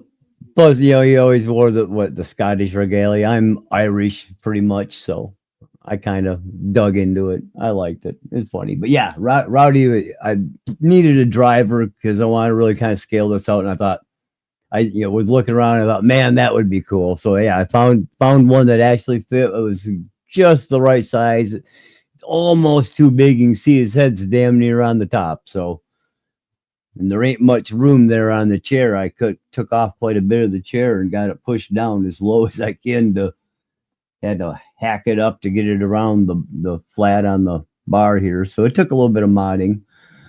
Took some diamond plate, made a floor pan. He's got even a foot. I mean, it's hard to see here. Let me see if I can shine it up. There's even a foot pan down there, but it's hard to see with his boots in the way, and then the steering wheel servo. It's got a mobile steering wheel on it. That's what that servo is right there to turn the steering wheel. And it kind of moves up and down a little bit, not much, but a little bit. I can get some movement out of it. Of course, he's posable, figurable, and I'll be able to get his arm on there. But yeah, I built the floor pan for it, mounted the seat through the floor pan, flip it back around on this side. Now on this side, what's going to be in there is this box. Straighten it out a little bit. So from the inside, you'll see this just on the other side of the shifter box right here. That'll cover all this up, mechanical safety box. But that will be all the where all the wiring fits. The battery will pack up in here. And I've had it all together and everything tucked up. All the wiring and receiver actually goes up in there. I tucked that all up in there. This battery stays here, so everything will collapse down and be quiet. The unit itself has what's called their VFD dig. It's just a single speed dig with VFD transmission, which is single speed transmission with some overdrive in the front. So you get a little bit more rotation up front than you do in back. It's like 7% or something like that, not much. And then I added a dig system to it. So I got a servo back here that operates my dig. Well, yesterday, if you can see that little wire wrapped around that screw right there, I wired that up to the shifter so it will actually move when I move the dig servo. Let's see if I can finger move it here.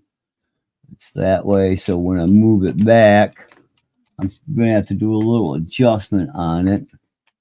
Come on now. There it is. So it moves the shifter. Not the greatest, but I'm going to do a little adjustment on my wire, get it bent up a little bit better, and it will move a little bit better. So that'll operate the dig system. So when I move it, it moves the whole thing. Let me see if I can get a better picture of it there. See?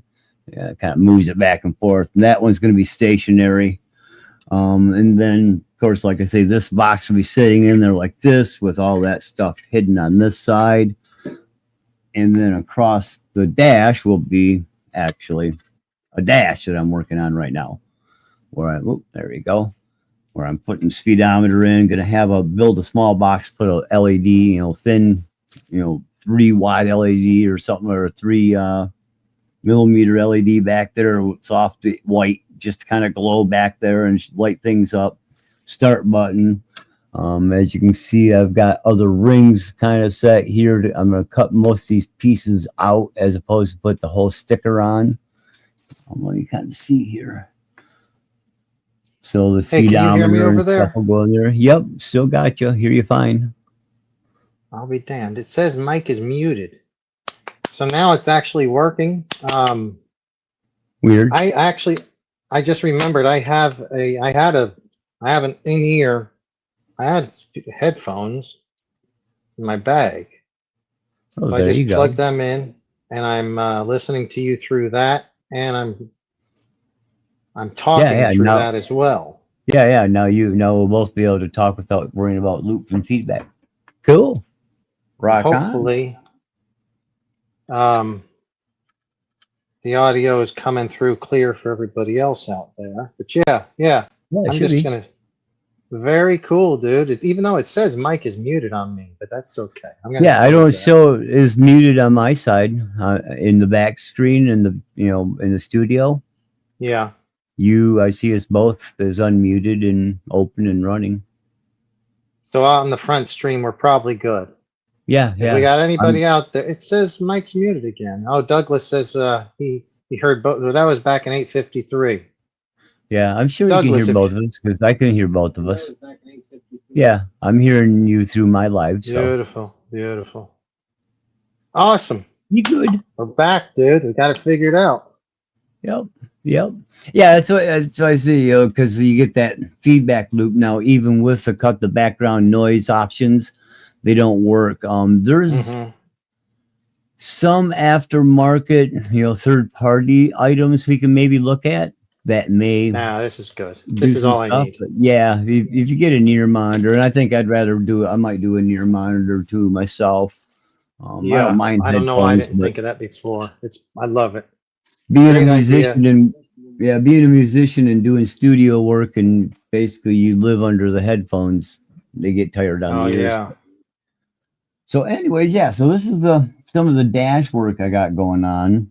There's a radio set here, a couple radio like a CB, and then just a regular radio that I'm gonna probably mount there. I was meant to mount this start button is what this is gonna be. I meant to mount it over here, but I messed up and moved it here.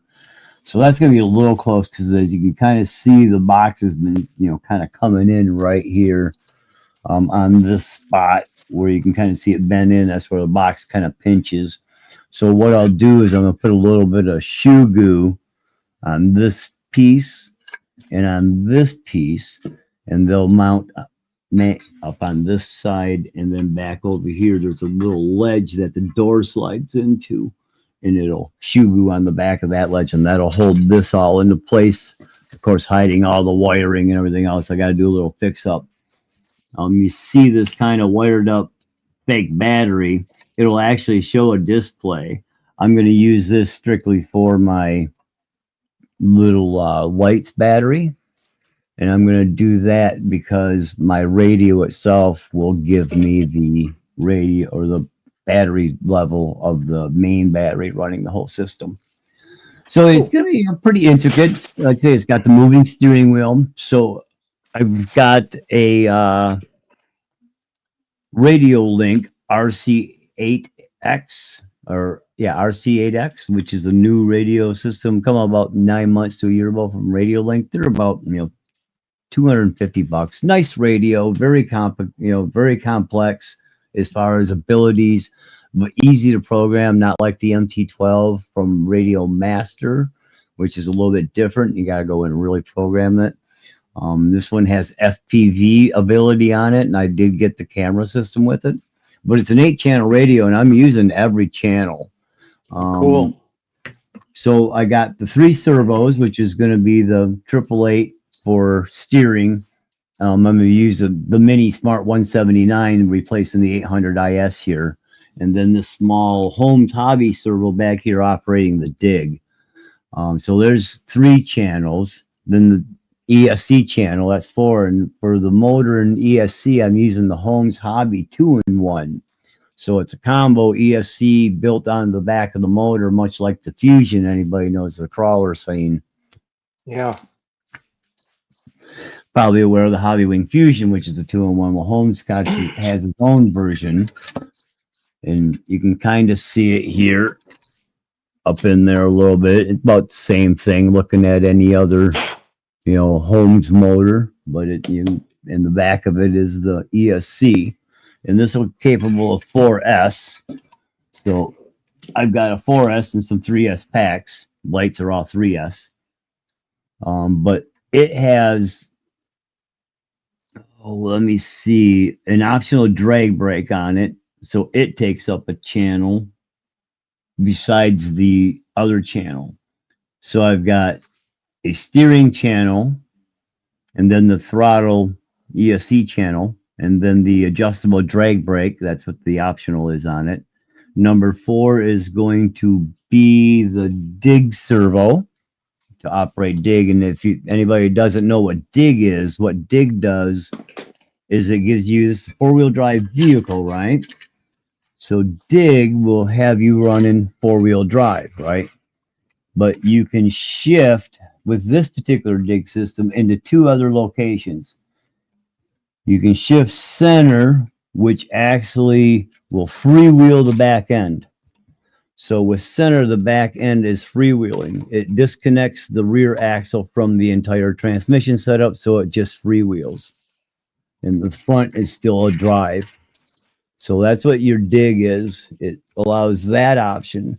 Or the actual dig option, that's a bonus option. The actual dig option is when you shift all the way back, it actually locks the back wheels, both sides. So you basically have it disconnected from the drivetrain and your back wheels are locked. And the reason you would do that is if you're coming up a hill, but you don't want to be here, you need to be over here, you would dig your rear end, lock it up, and as you crank your wheels and pull, your back wheels won't move. They're locked, so it'll kind of let you drag the front end over to get in position to go up the rest of the rock that you want to go up. So it's a little, a cool option. That's a great explanation also. And I didn't understand it as well before the explanation, actually. That's right. a good job. So yeah, like if you're sitting on an incline where you're, at 38 degrees on a ledge and you're trying to get your front end to hook, but you got to move a little bit because you got an obstacle, maybe a rock or another part of the ledge you want to kind of move over the front end, you could throw it in the dig, lock that back end so it doesn't want to roll down. If you went neutral, it would roll down because your back would be freewheel. But you will go in the lock dig, that will lock your car in this position. And then you can kind of dig, move your front wheels and turn the front end and kind of hold the back end. On another thing, if you're going down a steep ledge, you dig your rear end, and then your rear end acts like your brakes are locked all the time as you're going down, so it doesn't just run off the edge. You actually have controlled descent as you're going down the hill. There's other options where the freewheel is good, where you can use it, or maybe sometimes you want to kind of get through something, but you don't want your ass end to drive up a ledge that it's pinched into. You want it to stay low, so you go to freewheel, so your front end can kind of pull the rig through, and your rear end will just kind of, follow along without driving. And then you can turn around and put it in. Yeah, one of those things. I got a decent radio voice. It was a lot better when I had teeth, because then I could enunciate better. I was saying, it's probably from all them years of smoking.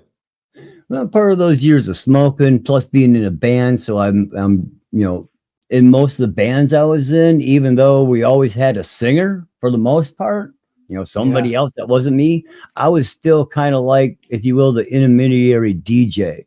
So while the singer was grabbing a shot, the drummer was taking a quick piss, whatever the situation was, I was the guy flapping my lips on the mic, keeping the crowd kind of engaged and not, losing interest, being bored, because, when you're in between songs doing things, somebody's got to retune. You got a few minutes, and there's nothing sucks worse watching a band just stand up there and nothing. You got a live PA and you hear nothing. You need somebody up there with balls enough to get up there and run their mouth, and I'm that kind of person. Very fun, very cool. So yeah, what I'm up to now then is, like I say, I got a servo. I got the servo already. It was the one I bought to put in the brake position on my Mako Promoto, but I've never done that yet. I'm still running the stock brake. It still works fine. Yeah. So I'm turned around, kind of blurry out there. You really can't see it. So I had to get a spool for it. So I'm going to get that mounted in here probably tomorrow, get it laid down so I can turn around and paint this engine shell up, and this will mount up in here and block it off. Of course, you won't see it until I take the top off the hood, which has 4 screws holding it down. So it's not like it'll be off often. Unless I Yeah. figure out some way to work out a hinge system that doesn't really throw it out, because the pieces kind of, the hood interlocks a little bit with the fenders, which interlock with the doors a little bit. So it all kind of pieces together. So when you get it all done, if you look up Vanquish H10 Origin, Origin, you'll see in the body panels are all, and it's all solid like a real car. You don't see any bolts except for like this one here, and then the 4 on top here. All the bolts for mounting the doors and everything else are all hidden, so you don't have anything really on the face surface. It's bolts except for these 2 in the back panel and the 4 up here on the hood. There's the 4 on the roof, but that's carbon fiber. So yeah, it's been a pretty intricate build. I've got a lot into it. As far as time, I've probably got 6-7 hours into the build. I didn't, rush through it. I took my time, tried to get the build going, but I'll kind of sneak that in there half-ass. So, when this box is in there, you can kind of imagine a little bit how it'll be. This thing gets a little blurry from time to time too. I don't like this camera anymore. It tends to mess up. But from there, I've added like the metal links here on the links, the metal ends. I've added those. I went with orange. This one used to be comes with a red metal cap. That's in my optic right now. So yeah, it's a nice unit. It's, Cool. Pretty good. And it's not going to be a shelf. Like I say, these things aren't cheap. Anybody looking at one gonna cough a little bit. It's $3,400 base price, and then $100 per color. If you want colored cage and or colored panels, it's $100 per item to get a color on them. So I have the base items plus the orange color on the panels. So it was $35.99 is the price. But like I say, you're starting with 1 piece of aluminum for each piece. It's not welded together. It's, other than the pieces themselves are bolted together, because it'd probably be, $1,200 to $1,500, probably be about $2,000 if you took just 1 piece of aluminum and did the whole cage out of 1 piece. That'd probably be $2,500 just for that cage, if not more. Because that would be a lot. Trying to CNC this cage under 1 piece of block would be intricate and hours and hours and hours of time. So what's the name of this one? H10 Origin from Vanquish Products. That's it. Origin. And they also have the H10 Optic, which is what I said before, but that's a lower cost one, right? Yes, the Optic is the standard RTR. It also came out as a kit, which is what I ended up buying. Okay. Almost the same. It was developed in relation and side by side with the Origin, but the Optic actually got through all production stuff first, so it actually came out first. But you see, it's essentially the same rig. I mean, the doors, there's a pin here. You remove the pin, take the pin off, and this is the same on those. Come on now. And then the door just kind of slips off and it latches. There's a little latch system that will latch right there. Goes back in, slide the pin in. Same thing with this. This doesn't have back panels, didn't come with it. Why the Origin did. Of course, this is all plastic, fantastic cage, all the things. There's aftermarket companies making things for them. I mean, aluminum, you can get a whole aftermarket cage from a company called H-Tech with aluminum panels. I think last time I looked, it was like, for the cage and the panels, like $535 for those 2 items from H-Tech. Same thing with H-Tech's in South Korea. They're not Taiwan or China. They're actually in South Korea. So one of our longtime business trading partners, and they do some really nice work. So H-Tech has some stuff. For instance, you can see maybe on the side here on this little, and this is a functional bump stop. It says H-Tech on it because those are H-Tech bump stops. So it's one of their aftermarket parts that they started making. I got a couple other ones. Trying to remember what the hell they are. Maybe that's all I got on this for H-Tech parts, was the bump stops. But yeah, it's basically an origin in plastic, where all the stuff's plastic, except I did do four-wheel steer on the optic. So it is four-wheel steer instead of two-wheel steer. No dig. Same transmission, so same, I think 7% overdrive. Other than that, dual raw 800 servos. No winch on this one, although I might put a small one on here. Maybe I'll move that 800 over to this one and use it as winch, but I'd like to have, use it mostly for suck down winch. What suck down winch is, again, if you're out four-wheeling and crawling and you're going up an incline, as you're getting up to the steep point, there's going to come a time when you're going to want to roll back, right? You're going to want to fall back over. With a suck down winch, you actually hook to your axle from your chassis, and it pulls your chassis down to your axle. So when you're going up, you get a little bit more forward weight bias, less likely wanting to fall over backwards when you're at the real steep climbs trying to make it. So, you could use a winch for suck down winch. And that's scale, real life driving as well as RC driving. Yeah, that's pretty cool. I never even thought of that. So there's a lot of things you can do. Now you can see in this, I got a lot of scale hardware, both of them, scale bolts on not only the bolts holding the wheels on, but all the beadlock rings. These are standard button heads, but if you look at the front up here, scale bolts all up front. Anything that's kind of semi-exposed, there's a fender or up that goes up here, so you won't see it. But I got scale bolts pretty much everywhere, except in the worst positions, like down in here, where it's a little bit harder if they messed up holding the servos down. Those, you actually hold the servos down in this one. I do have scale bolts in there because you mess those up, it's a little bit harder to get out. So you want to kind of watch your scale bolt use. But I'm using quality bolts. The scale bolts hardware I'm using is from Vanquish and then Locked Up RC. So it's not as as some of the Chinese stuff, which strips a lot easier. I also have a little bit of SSD stuff, which is pretty quality scale bolts too. So yeah, there's a lot. Now on the optic, there's almost no scale hardware except for what I've got on the axles here. A little bit holding the clamps down. Now this is obviously a fake hydraulic ram, like a PSE up front here. And it's just a plastic piece, and then your steering that doesn't do anything except for it's your drag link system, but it just goes through it.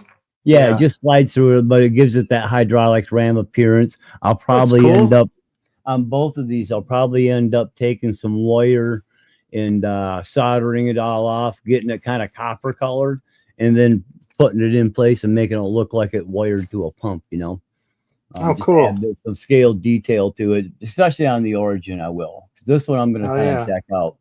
Now, that seems kind of crazy that it's $3,500 for a base unit.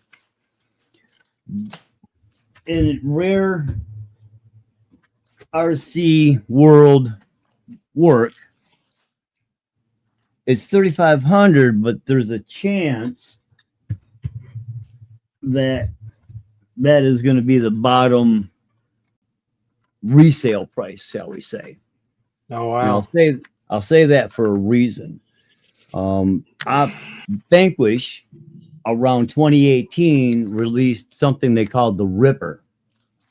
Now what the Ripper was just a metal cage. I think there was panels that bolted on, kind of like the optic does here from the outside. I think it had panels for it. So you got a cage, kind of like a buggy here. Looked fairly similar to the optic and Origin here. And panels that were, again, all CNC'd out of one block of aluminum. And that was, of course, by Vanquish. And they put that out in, I think, 2018, released it as a pre-order only. And everything that was ready was pre-order. They had a few of them done up first. You didn't get no options for colors. It was just, I think, raw. Maybe you might have been able to get some color on the panels, possibly. I don't know. I wasn't really familiar with them at the time. But that cage and panel setup sold for $1,800. And then you had to put that on whatever crawler setup you had. It was essentially designed around the Axle XCX102 platform. But there was a few other platforms that were almost identical that would work, like SSD Trail King was essentially SCX102 with all different upgraded aftermarket parts, slightly different stuff, but everything would kind of almost work except for certain things. But the Ripper would fit on. So people who had bought the Ripper had built them up and went through, some people went through huge details, like, way beyond what I've even got going on here. I mean, insane amount of detail. These things looks almost like you could walk in it, start it up, and drive it away. Real life, it's detail. Yeah. And today, here we are 7.5 years later. On a base average, these things sell for $9,000 to $10,000. Oh my God. So you took That's too much money. You took an $1,800 unit. I mean, I've seen them go for 6, 5. They're in rough shape. I've seen a couple go for 13 and 14 that are absolutely immaculate. I mean, these people put hundreds of hours of scale details in interiors, working interiors, gauges that work, shifters that work. It's all done off servos. Yeah. But they went all over the scale, and like I said, the details are crazy. So they took basically essentially a $2,000 upgrade piece that you throw on a $500 whatever chassis setup, because you need motor and servo, and you buy any kind of kit. They're $300+ then you add your servo and ESC and stuff, you're at a $500 bill. So you basically had a $2,500 unit, and depending on what you did scale with it, it's just went up over time. And that's why I said it's kind of one of those rare instances in RCs where you can buy an RC and actually maybe project to see a surplus of sale money over what you actually spent on it, just because the other thing about it is they're limited edition. I think they the rarity. Wow. Yeah, I think they only did like 200, maybe 250 of the Ripper setups, and sold like 200 to 225, and they decided never to sell the last 25 or so. Then they got into this project, and this just released January of this year, or I'm sorry, January of this year.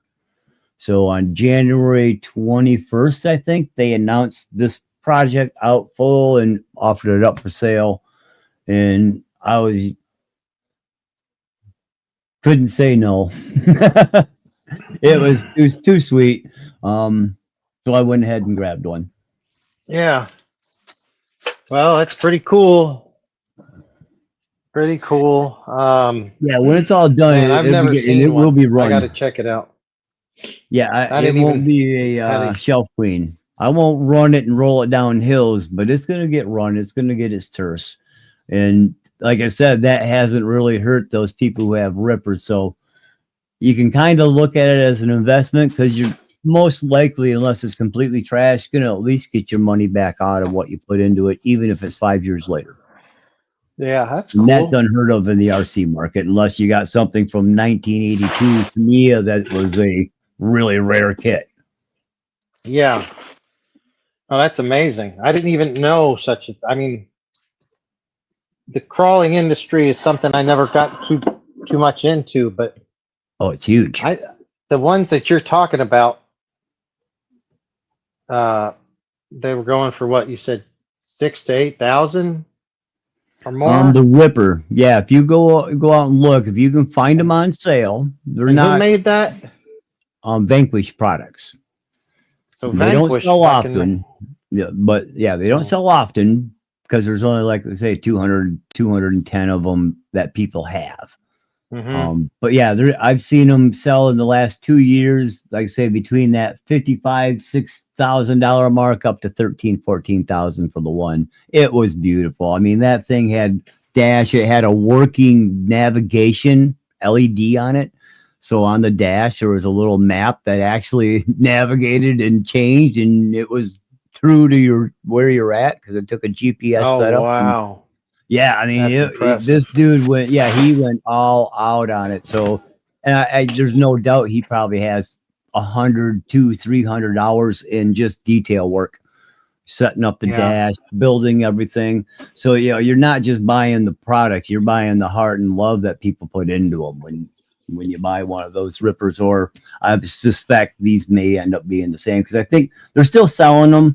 I think I seen unit, they make a small batch. I think they released like initially 225 kits that were raw, ready to go. And then you had to choose your colors. So there was a 90-day lead time because you could turn around, you know, if you got raw stuff, everything was raw. When they didn't have to ship any colors, they could box it up and get it out. But if they had to anodize, and they had to anodize everything together so it matched. So like I got orange wheels and orange panels, those were anodized in the same batch.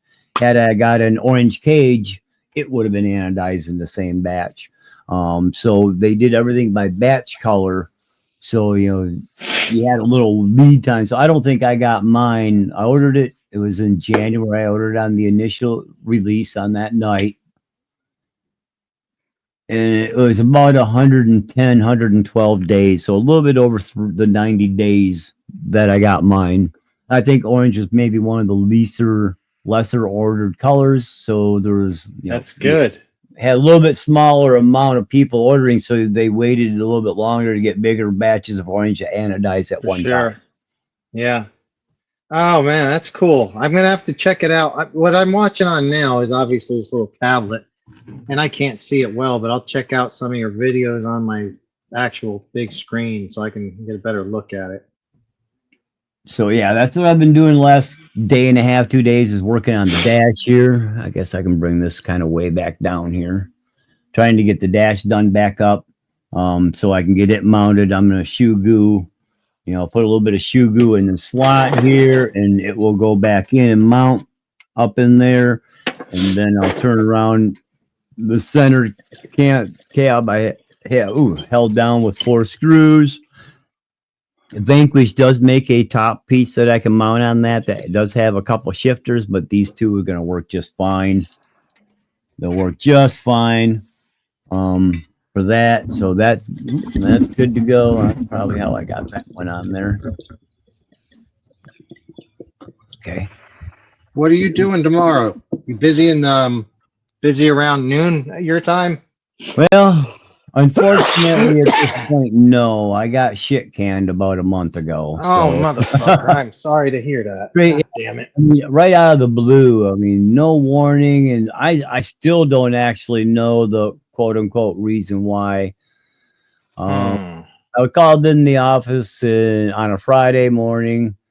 And I actually thought I might have been getting called in for a promotion because of the way they had been kind of doing things lately. A guy a month before had gotten a promotion where he was the supervisor of one property. And then they made him the supervisor of 3 properties that were in his vicinity. And I've got 2 properties. There were 2 properties close to my property, and we're the 3 northernmost property. And I kind of thought they were going to offer me the same deal. But I walked in and I could see that the mood wasn't jolly. I'm like, okay, what's up? And they basically, we've had complaints, a couple from tenants, which tells me, okay, complaints came from other workers, which there's only a couple of us. Hostile work environment was mentioned. Not that I was creating it or anything else, but they feel that a hostile work environment, company decided to part ways. So that's where it is. Yeah, that sucks. It's the only second time I've lost a job. The first job I lost, I was 27, just had a fresh baby girl, and getting things in the morning. Sometimes it put me a couple minutes late, and I'd show up 8:05, and this guy was a stickler. I mean, yeah. If I showed up at 8:01, he wasn't happy. In the third time in a month and a half, well, actually it was 6 months. 3 times in 6 months I showed up by 8:05, and the third time was the last time. Even though it wasn't, it was. He was just a real stickler, and I get it. But It's not like I was just jacking around. I had a brand new baby that I was trying to get set up, and my old lady get set up in the morning because she has some Yeah. PPD that was I had a bitch to deal with. But anyways, again, it is what it is. It sucks, but now I got to fight a little bit to the state to get my unemployment. If not, then I got to go out and find some work. I got a little bit of money to hold me over, hopefully until the beginning of the year. Go from there. All right. We'll see what happens. Dang. Life That's too is a bad, bitch but some you days. know, maybe something better comes up. Who knows? That's how it works. Well, I was looking and I see the local Bell Tire shop was looking, and they have manager and training. They're looking, they start at 70 to 90, which is a little more than I was making. So I don't want to take a big pay loss, but I'm probably gonna have to take some little bit of pay cut, find something. But I'd like to, find something that's at least got me in the 20 plus area to start out. Otherwise, I'm taking quite a bit of a loss again. Yeah, well, But I don't know what the market's like out there right now. I'm only working 2 days a week. It's pretty slow where I'm at, but market everywhere is a little rough. You know, we'll see. It started to me. It feels like last week started picking up again. So I can only hope. Let's just hope it rolls in that direction. Well, we got Christmas coming, so that it's always a big boom in the hobby shops. Christmas season, a couple weeks away from Black Friday, and the sales are starting, and that usually moves, at least in the hobby industry, moves a little bit of stuff. Half the country's under the winter weather, so they're not out doing a lot. But this is their build time, because when everybody's buying their stuff to start building because they can't get out. So in the northern hobby shops, they're going to be getting busy because everybody getting ready to build their stuff for next year. Yeah. And it's,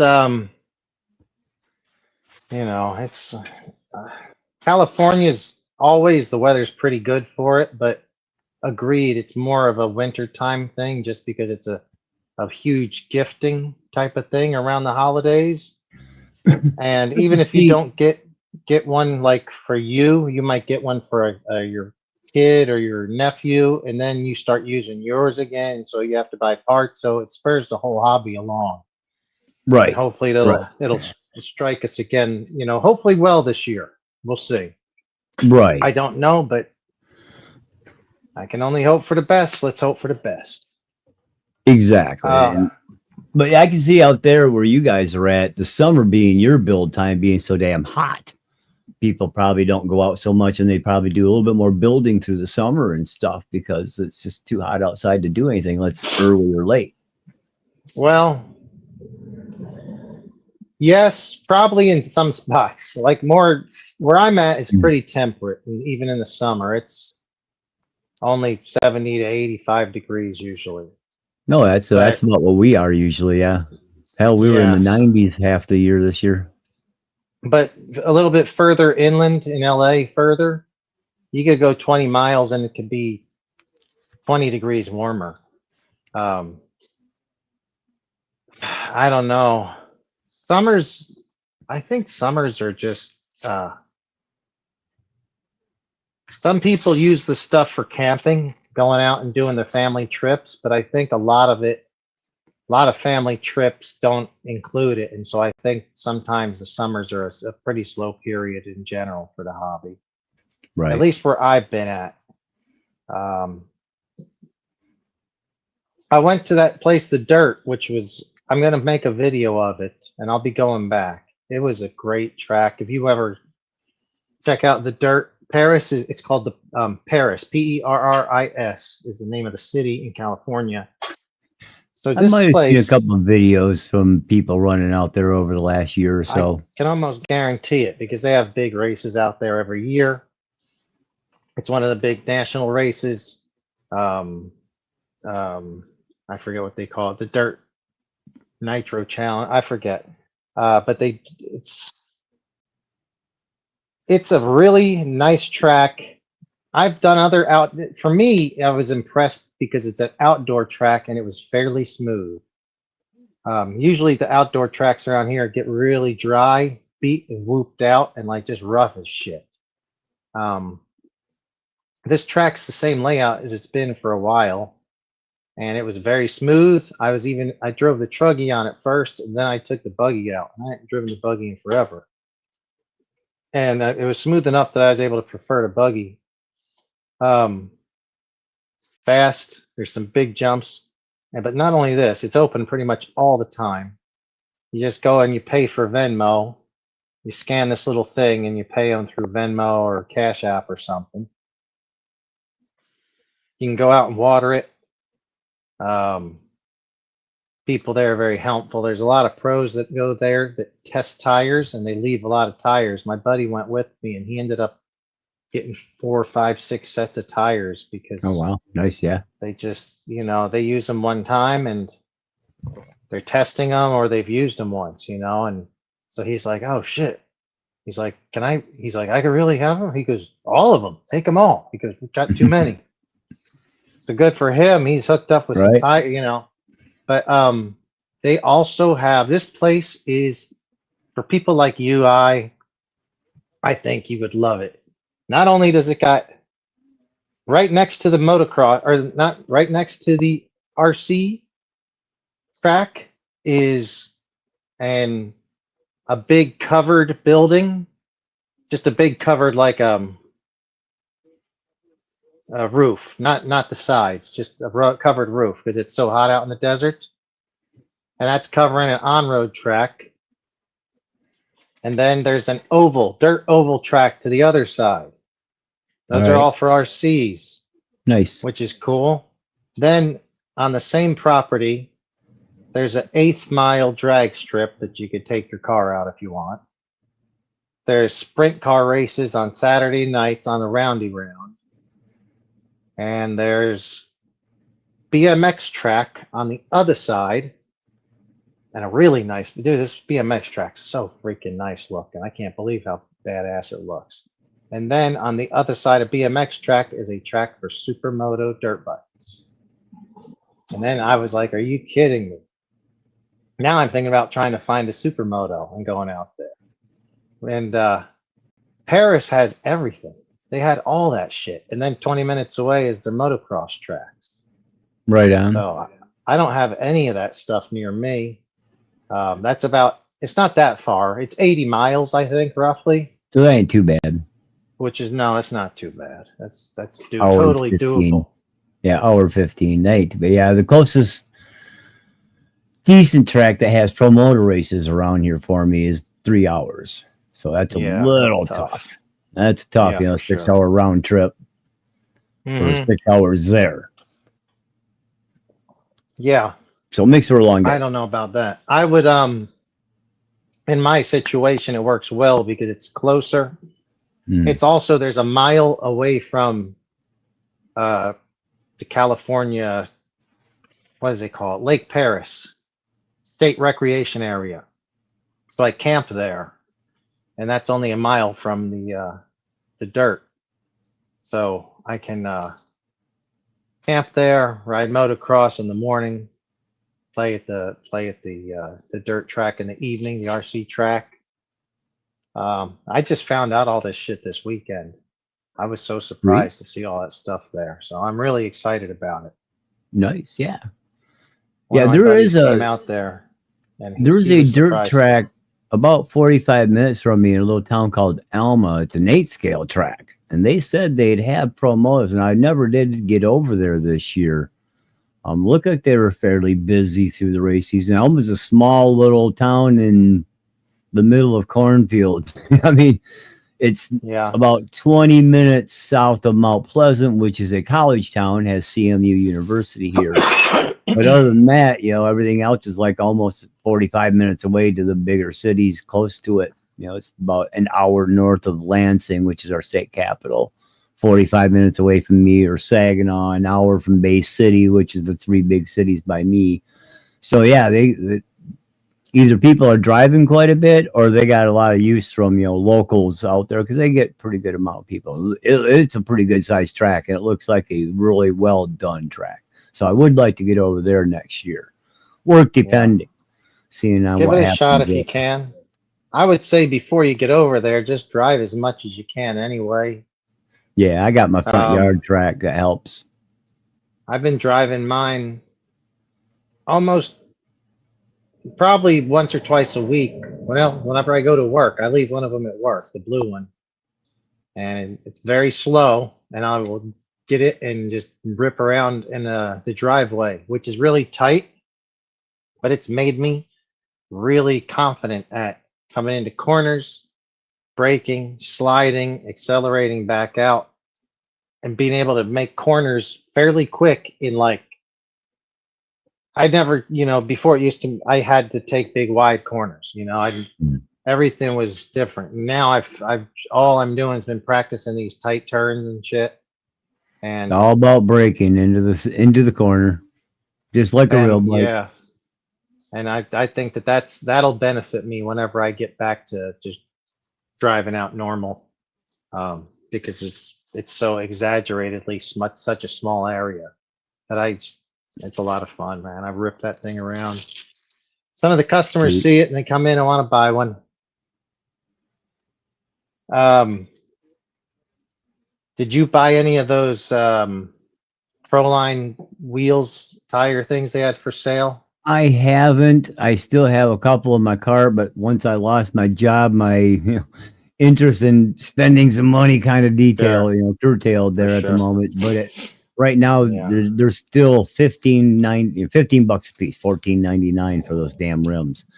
The issue people are having now is finding front tires. They can find back. People are having problems finding front tires at the moment. I have some here, so I'm tempted to go ahead and order the set, for $30. It's hard to say no, even now, just to have a second set on them. I think I'm just gonna hold off because, man, I just don't need to spend more money when I have perfectly usable tires and wheels. They look good, but I need to wear through some stuff I got. I have so much shit. They work well too. I mean, they're well balanced, and there's guys that are running them, and you get gyroscopic effect because they're a little bit heavier, so you get a little bit more of that gyroscopic effect, which helps maintain control a little bit better.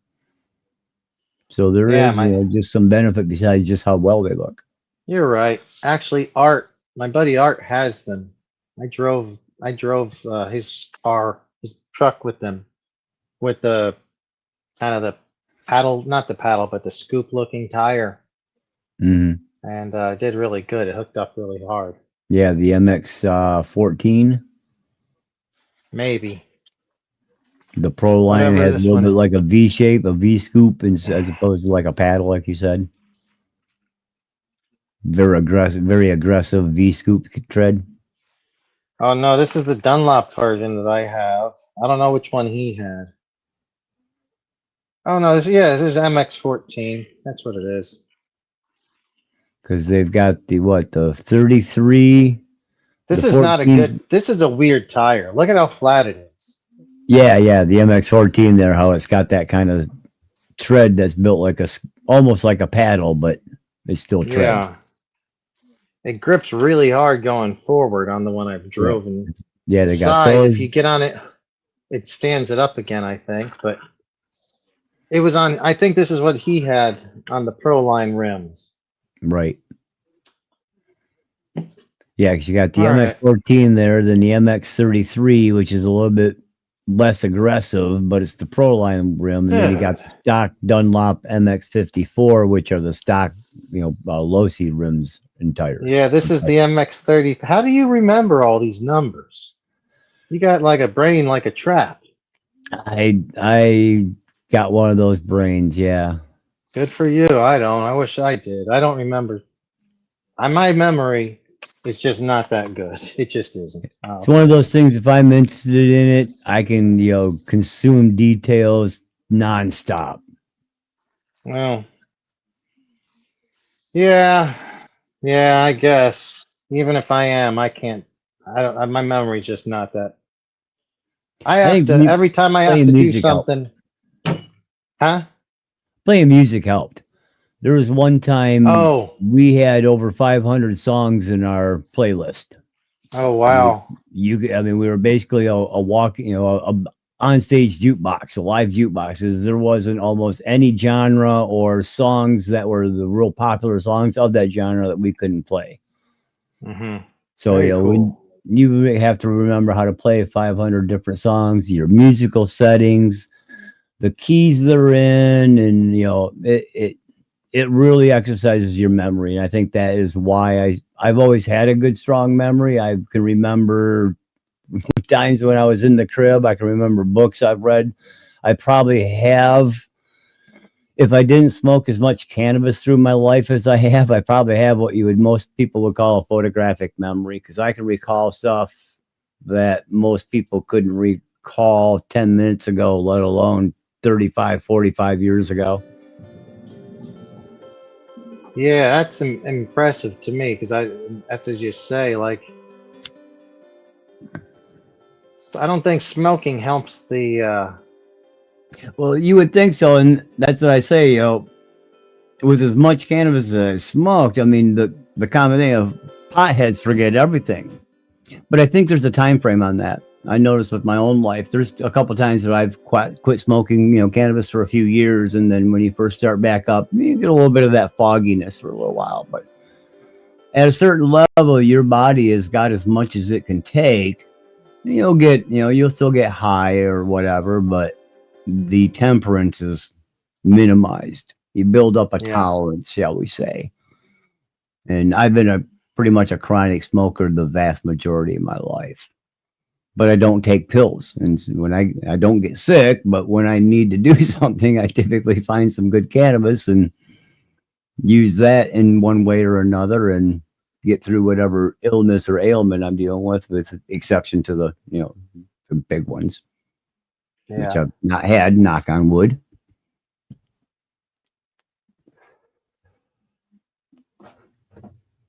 So I'm just messing around with some of these media assets and stuff, trying to figure this stuff out.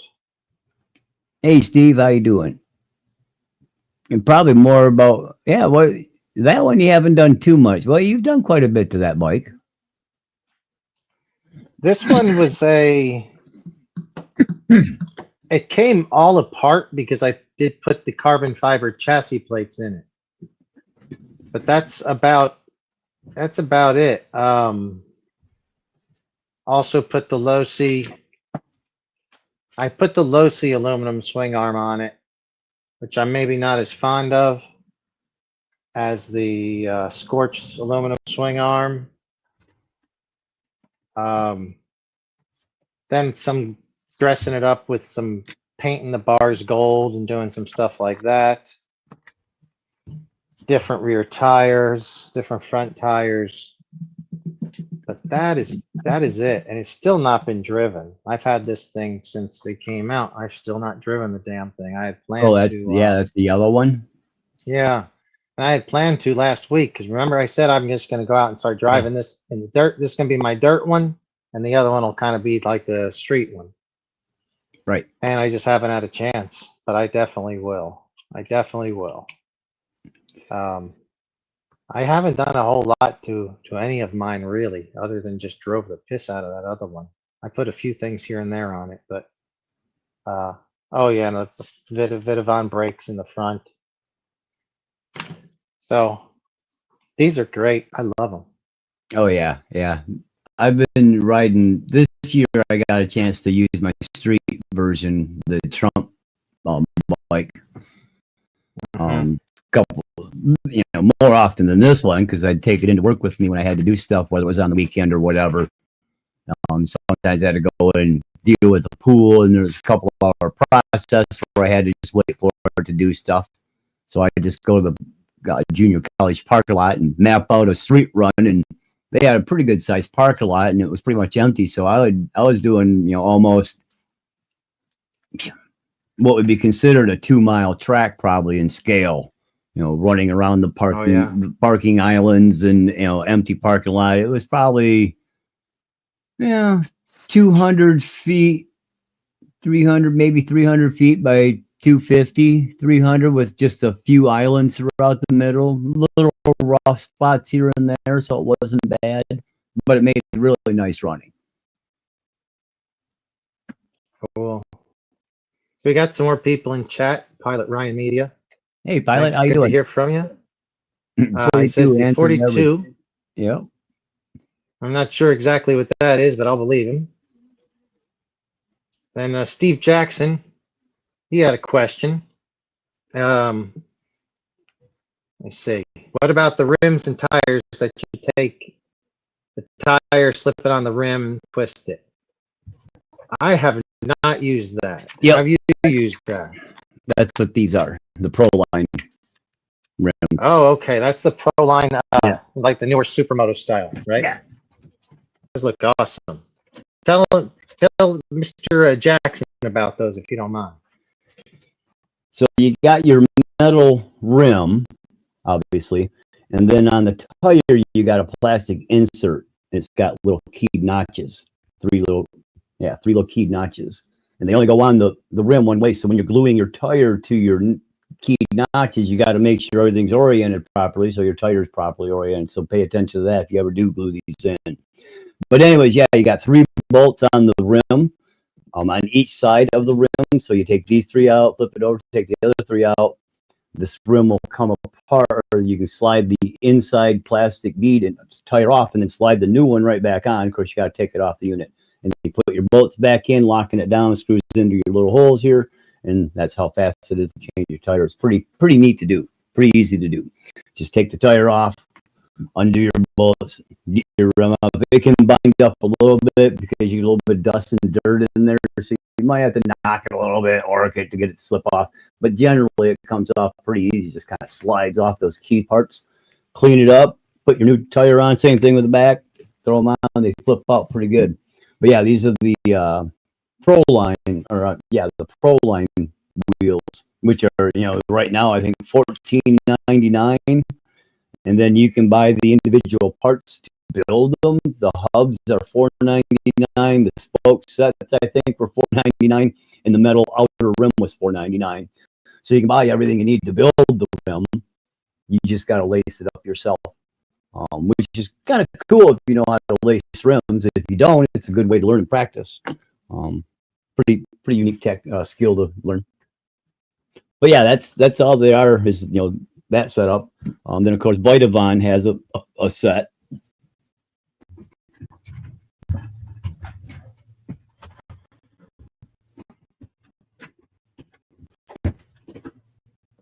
This is the set of the Vitavon rims and spoked wheels.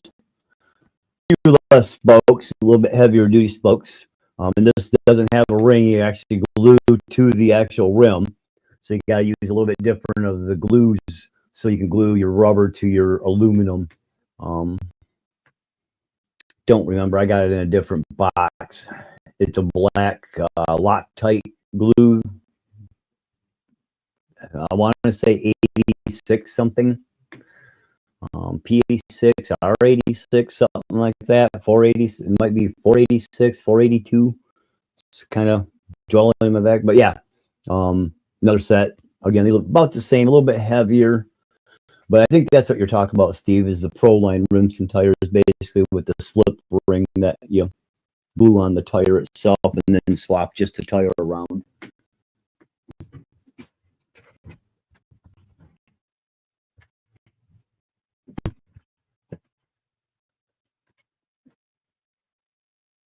But yeah, Pro line does have those clearanced out. Kind of surprised they clearanced them out as fast as they did. I expected them to hang around a little bit more. They do. They really do, man. I mean, when they get to the scale details, take your lean bars off, man, they really look good. What? And it's hard to deny how sharp those look on there. No, they look great. Can you? I'm not sure. Is my audio coming through? Yeah. Okay. What would you say is a superior way of mounting it? Do you prefer the gluing or the metal ring where it slips in there? You're going either way. Either way. Vitavon does have a second set of rims, which are their V2, which are actually a bead lock.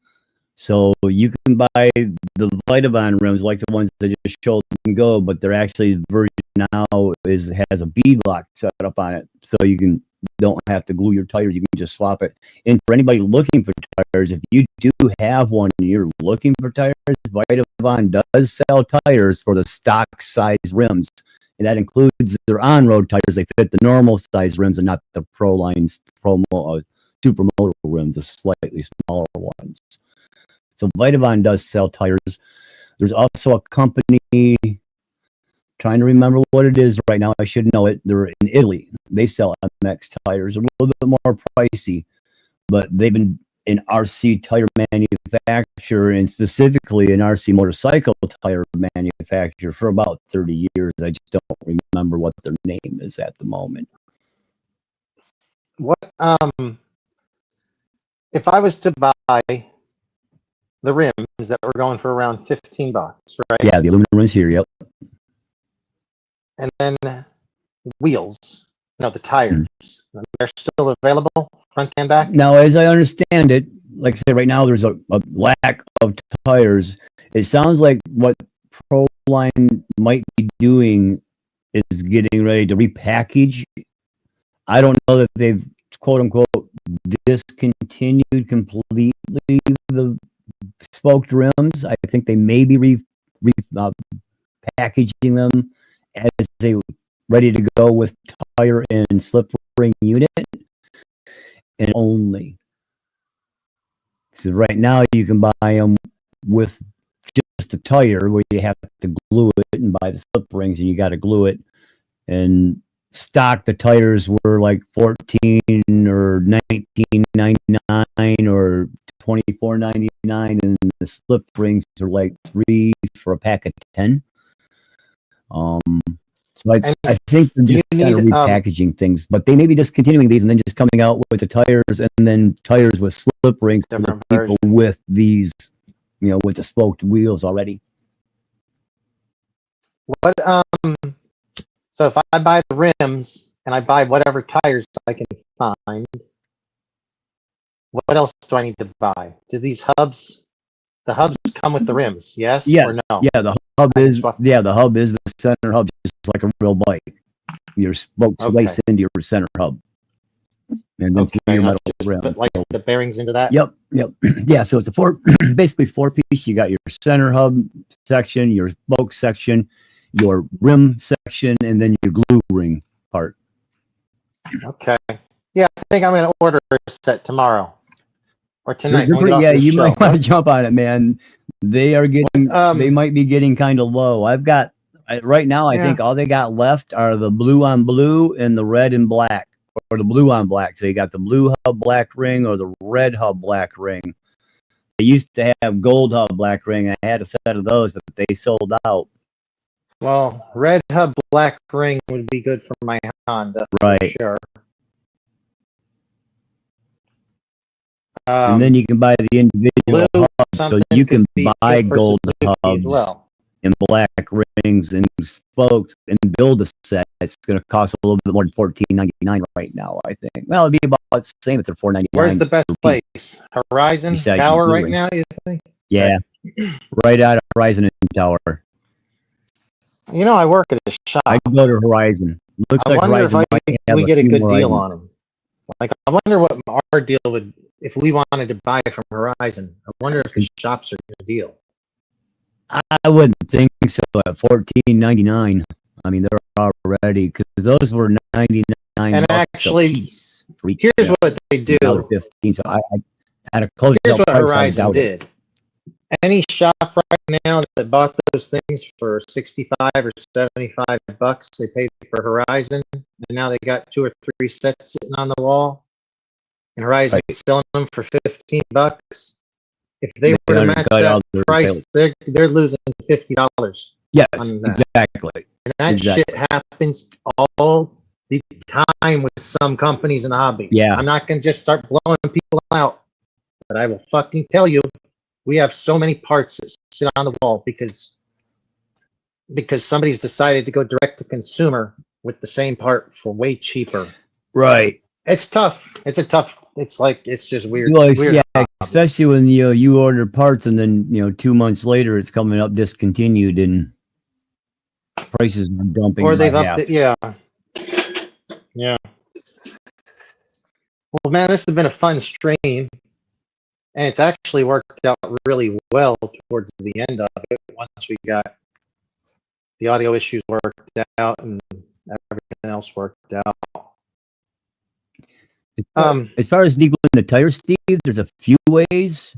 I'm sure JB's got a couple recommendations. I know the two common ones that I have used, at least both of them, is put the tire and rim in an oven.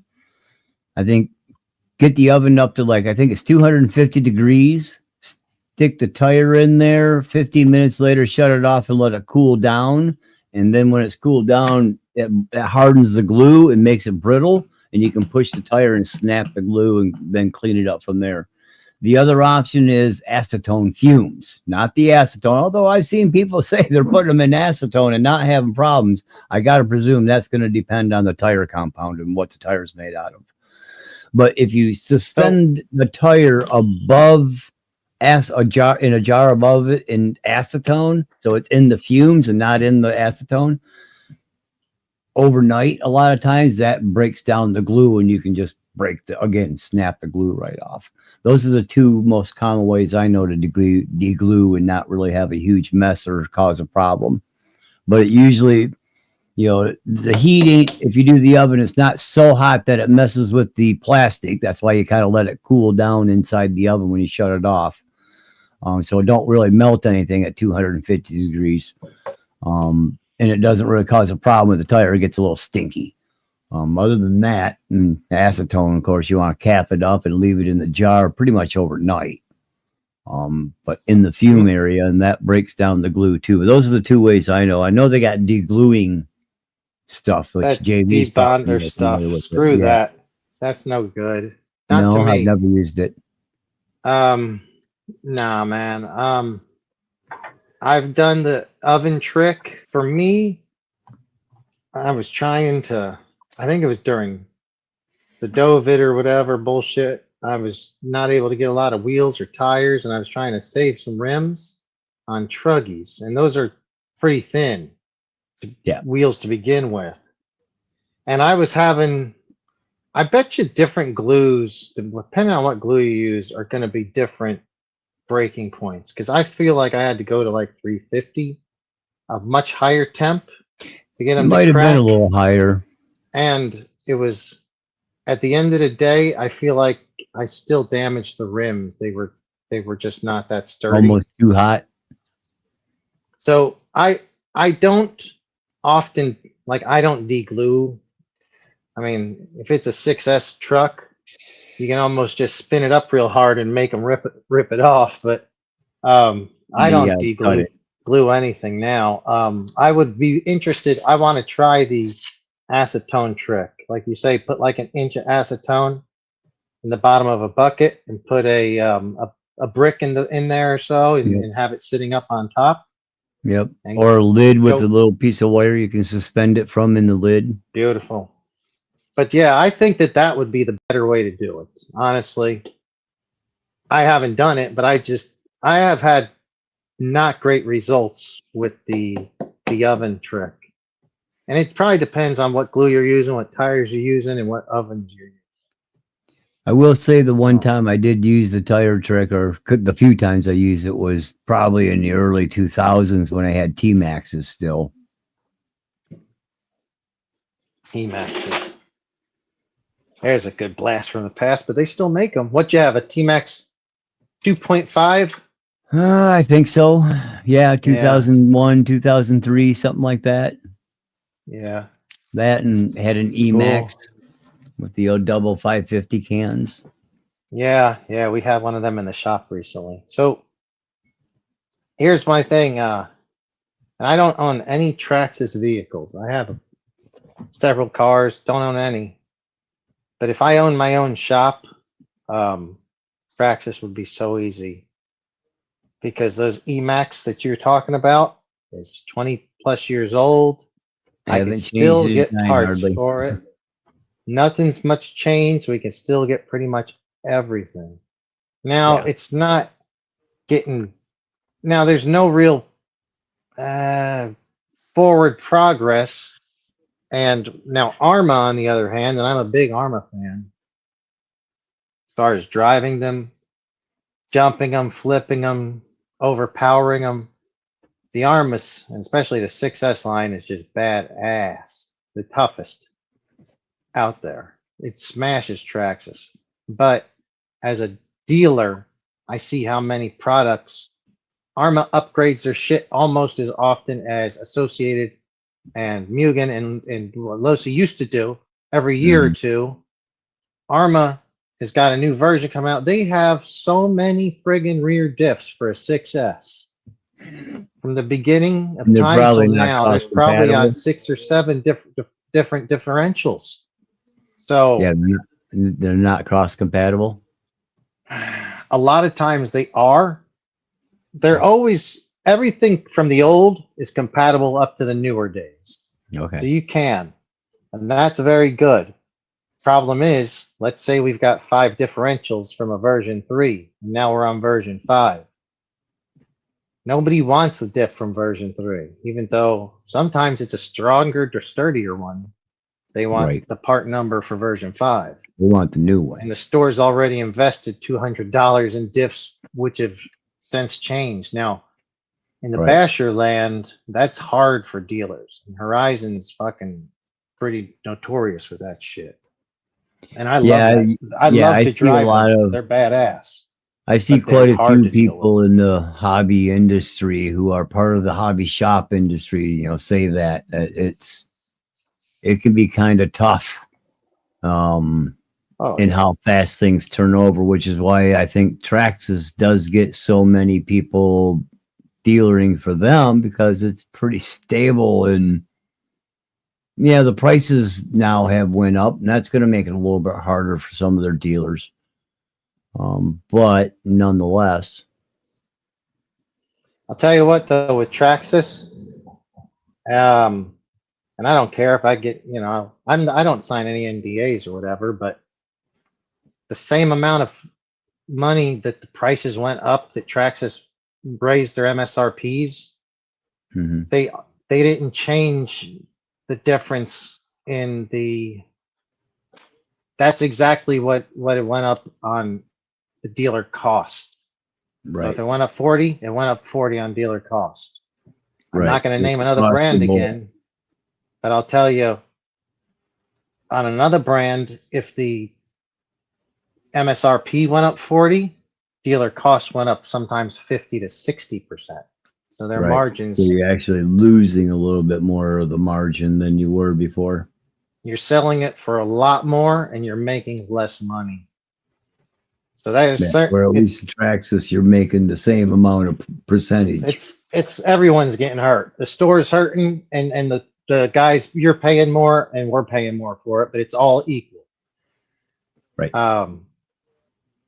Yeah, I mean, Horizon's got a bunch of great products, but I almost wonder if they're just going to become a direct to consumer, or just deal only with Hobby Town and let Main do their distribution or something, because they're not only are they the distributor to the hobby stores, they're also their biggest competitor. And Right. They're it's just also their tough. own retailer. Yeah. So does Traxxas, but Traxxas always generally gives you a heads up warning, and they let you sell stuff before it goes online. Right. But yeah, dude, I don't know. I haven't been in the shop for about a week. I only work 2 days a week now, and I'm going in tomorrow. Right. So I might I think, geez, that tire is so wide, almost just touching the swing arm. I may do a show from the shop tomorrow. If you see it and you want to join in, just send the however you did it today. Yeah, today I just jumped right into the studio. I just opened up StreamYard and seen you were going and entered into the studio Cool. directly. Awesome. I'm starting to figure it out more. I like how we're gonna have. I want to start doing notes for show notes. Yep. And use Yeah, I had heard they chat, had the made some backstage changes. pattern. Yeah, I heard they'd made some changes over the last couple months, but I hadn't really jumped into the studio even on mine to double look. I've been, when I have went online, I've been using my other software. Yeah. But yeah, this is a lot easier as far as, like in the back end, a lot easier as far as the producer side. What does it There's show more up here than on? it was before. From what you're seeing, do you see two screens, a vertical and then a horizontal, or do you just see horizontal screen? Give me a second here. In your StreamYard.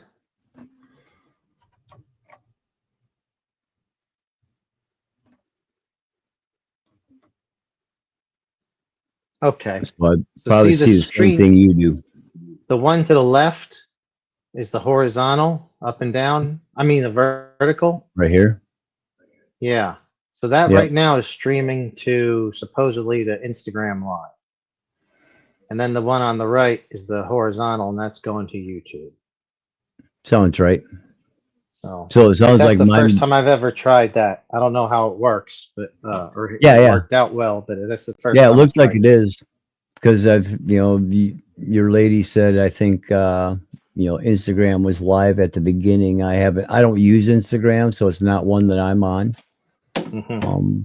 I got it. I just don't visit it hardly ever. Yeah. Neither do I. Not in a long time, but maybe Rumble's start a doing it good again. one. Should maybe start adding in Rumble. I've got a Rumble account, and that's getting really popular. And I'll check into it there's because that's some another one you can RC add. over there, but not a lot. So it might be a little bit easier market to break out and grow into. Just All start right. direct streaming to Rumble as well. Seems cool. I'll check into it. Yeah, I've been considering starting back up around 2013, 2014. I started a podcast myself back before when I was kind of semi-working at the time. And I called it the Perception Deception Show. Talking about all the things, whether it was political or religious or TV. I'll give you an example. We call it a television. Well, whose vision's being told and why are we listening to it?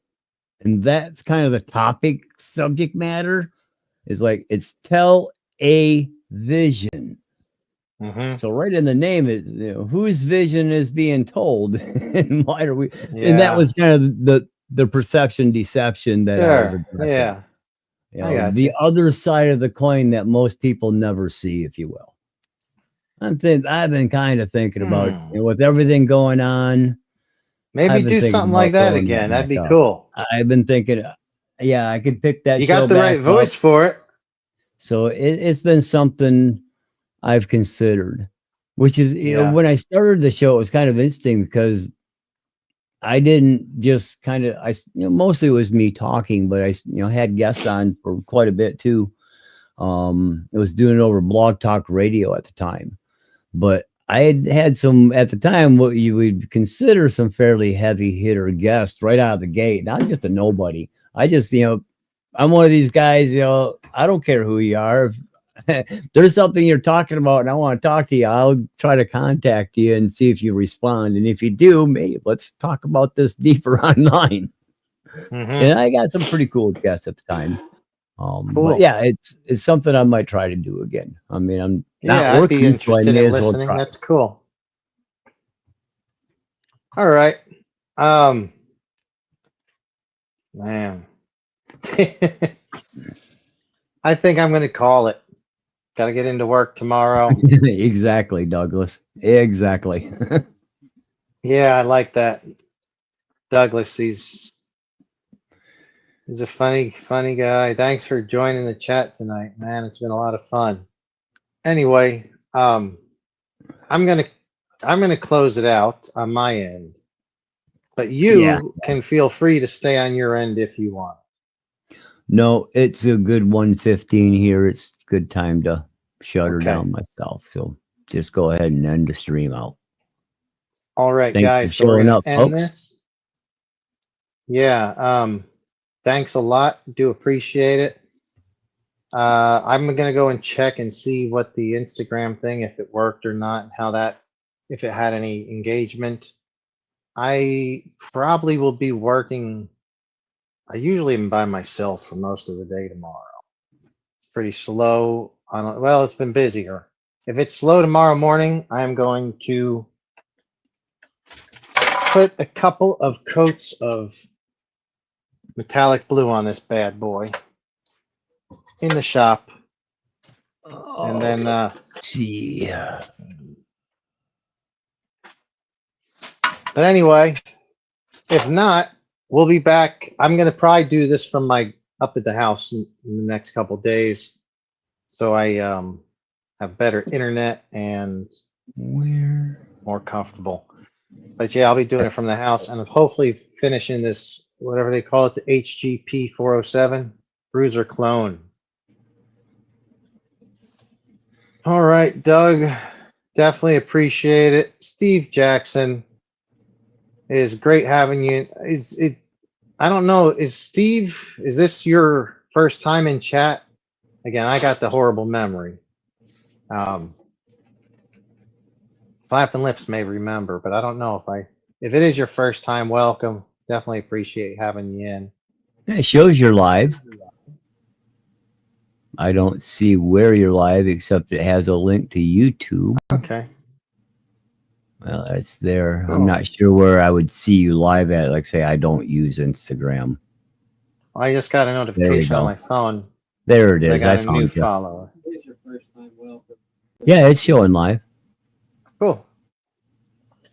All right. So, yeah, let's try to do this more often. Now that we know how to do it again. I mean, I'll just use this.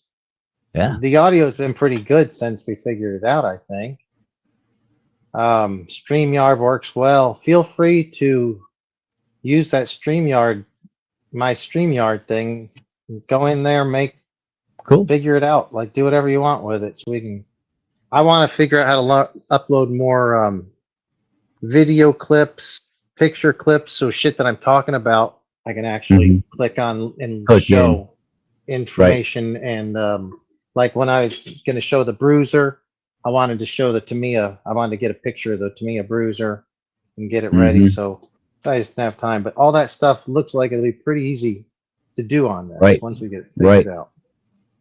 Yeah, the only thing we wouldn't be able to do is stream at the same time. So if you wanted to go live, then you would have to be that way. You're streaming live on your channel. Because if I'm streaming through your side, I think it will broadcast to your channel automatically. I might be able to just broadcast to mine, but I don't think I can broadcast to mine and you can broadcast yours at the same time without being combined. So there's only that. But I got my other I can broadcast anyways. I can broadcast mine and add yours. I don't know. I might be able to just broadcast only to yours. Check it and see. Try it sometime and see. I don't know. Yeah. Up in the back studio, there's the 3 right at the very top on the right-hand side, right next to end stream. It's got the 3 areas of check marks. That's the 3 streams. So I think if you were to hit and uncheck that, it would turn around and stop the stream from that particular one. What I was referring to is because you're the host of this actual paid channel, you would be, if you went live, it would automatically go on my channel. I think it would tie us together. Yeah, you'd have to add me, but I think I would automatically feed to your channel. I might be able to stop it if I wanted to do something on my channel alone. I bet you not. We'd have to check that out, see how it worked.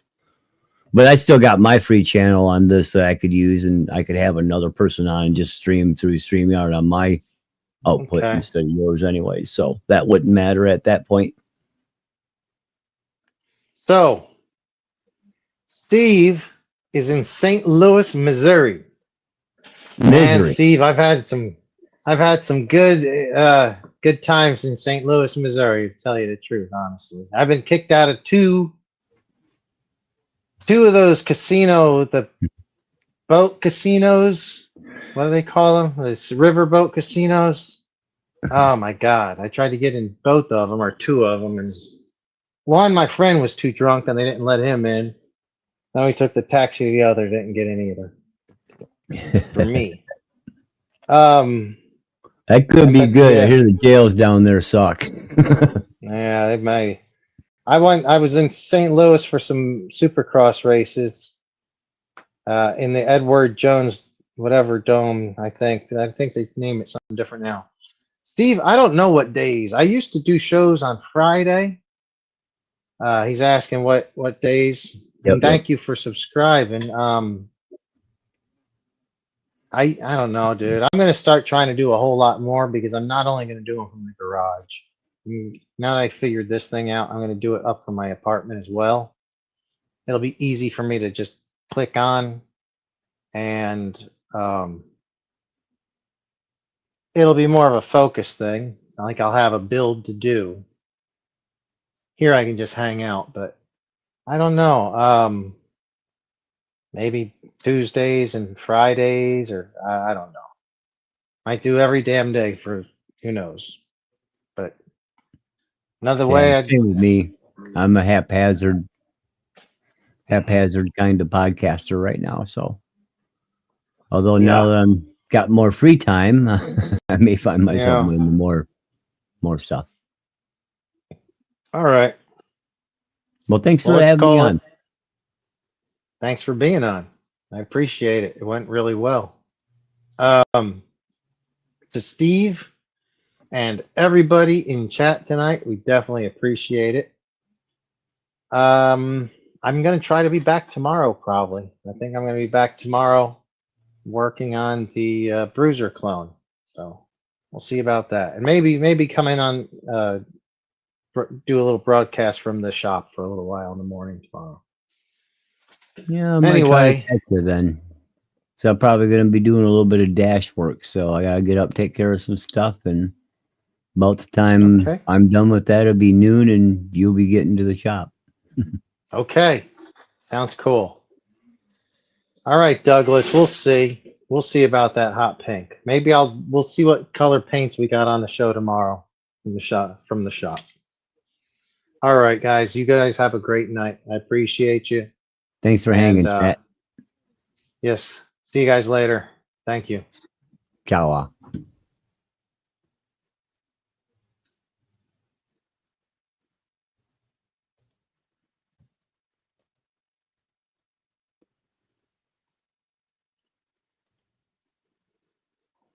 Okay.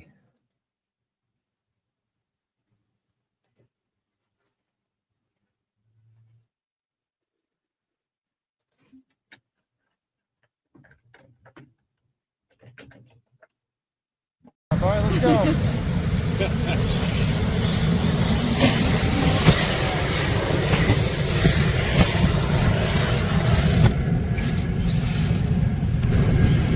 That was the highest jump of my life.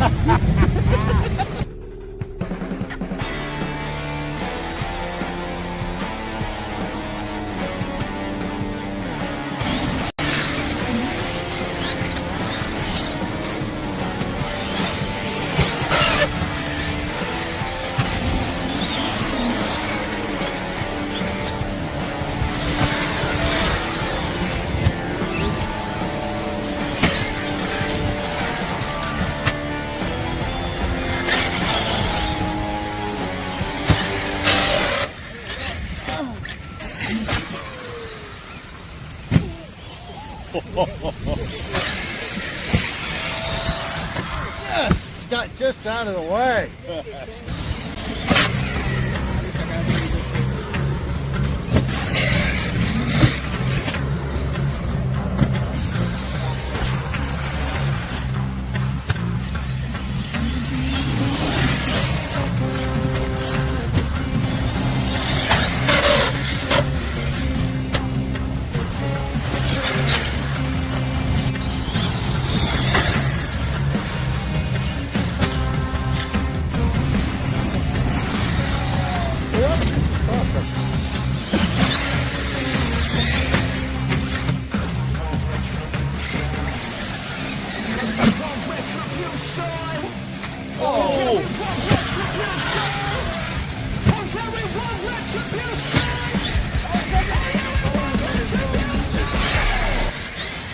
Oh my freaking god!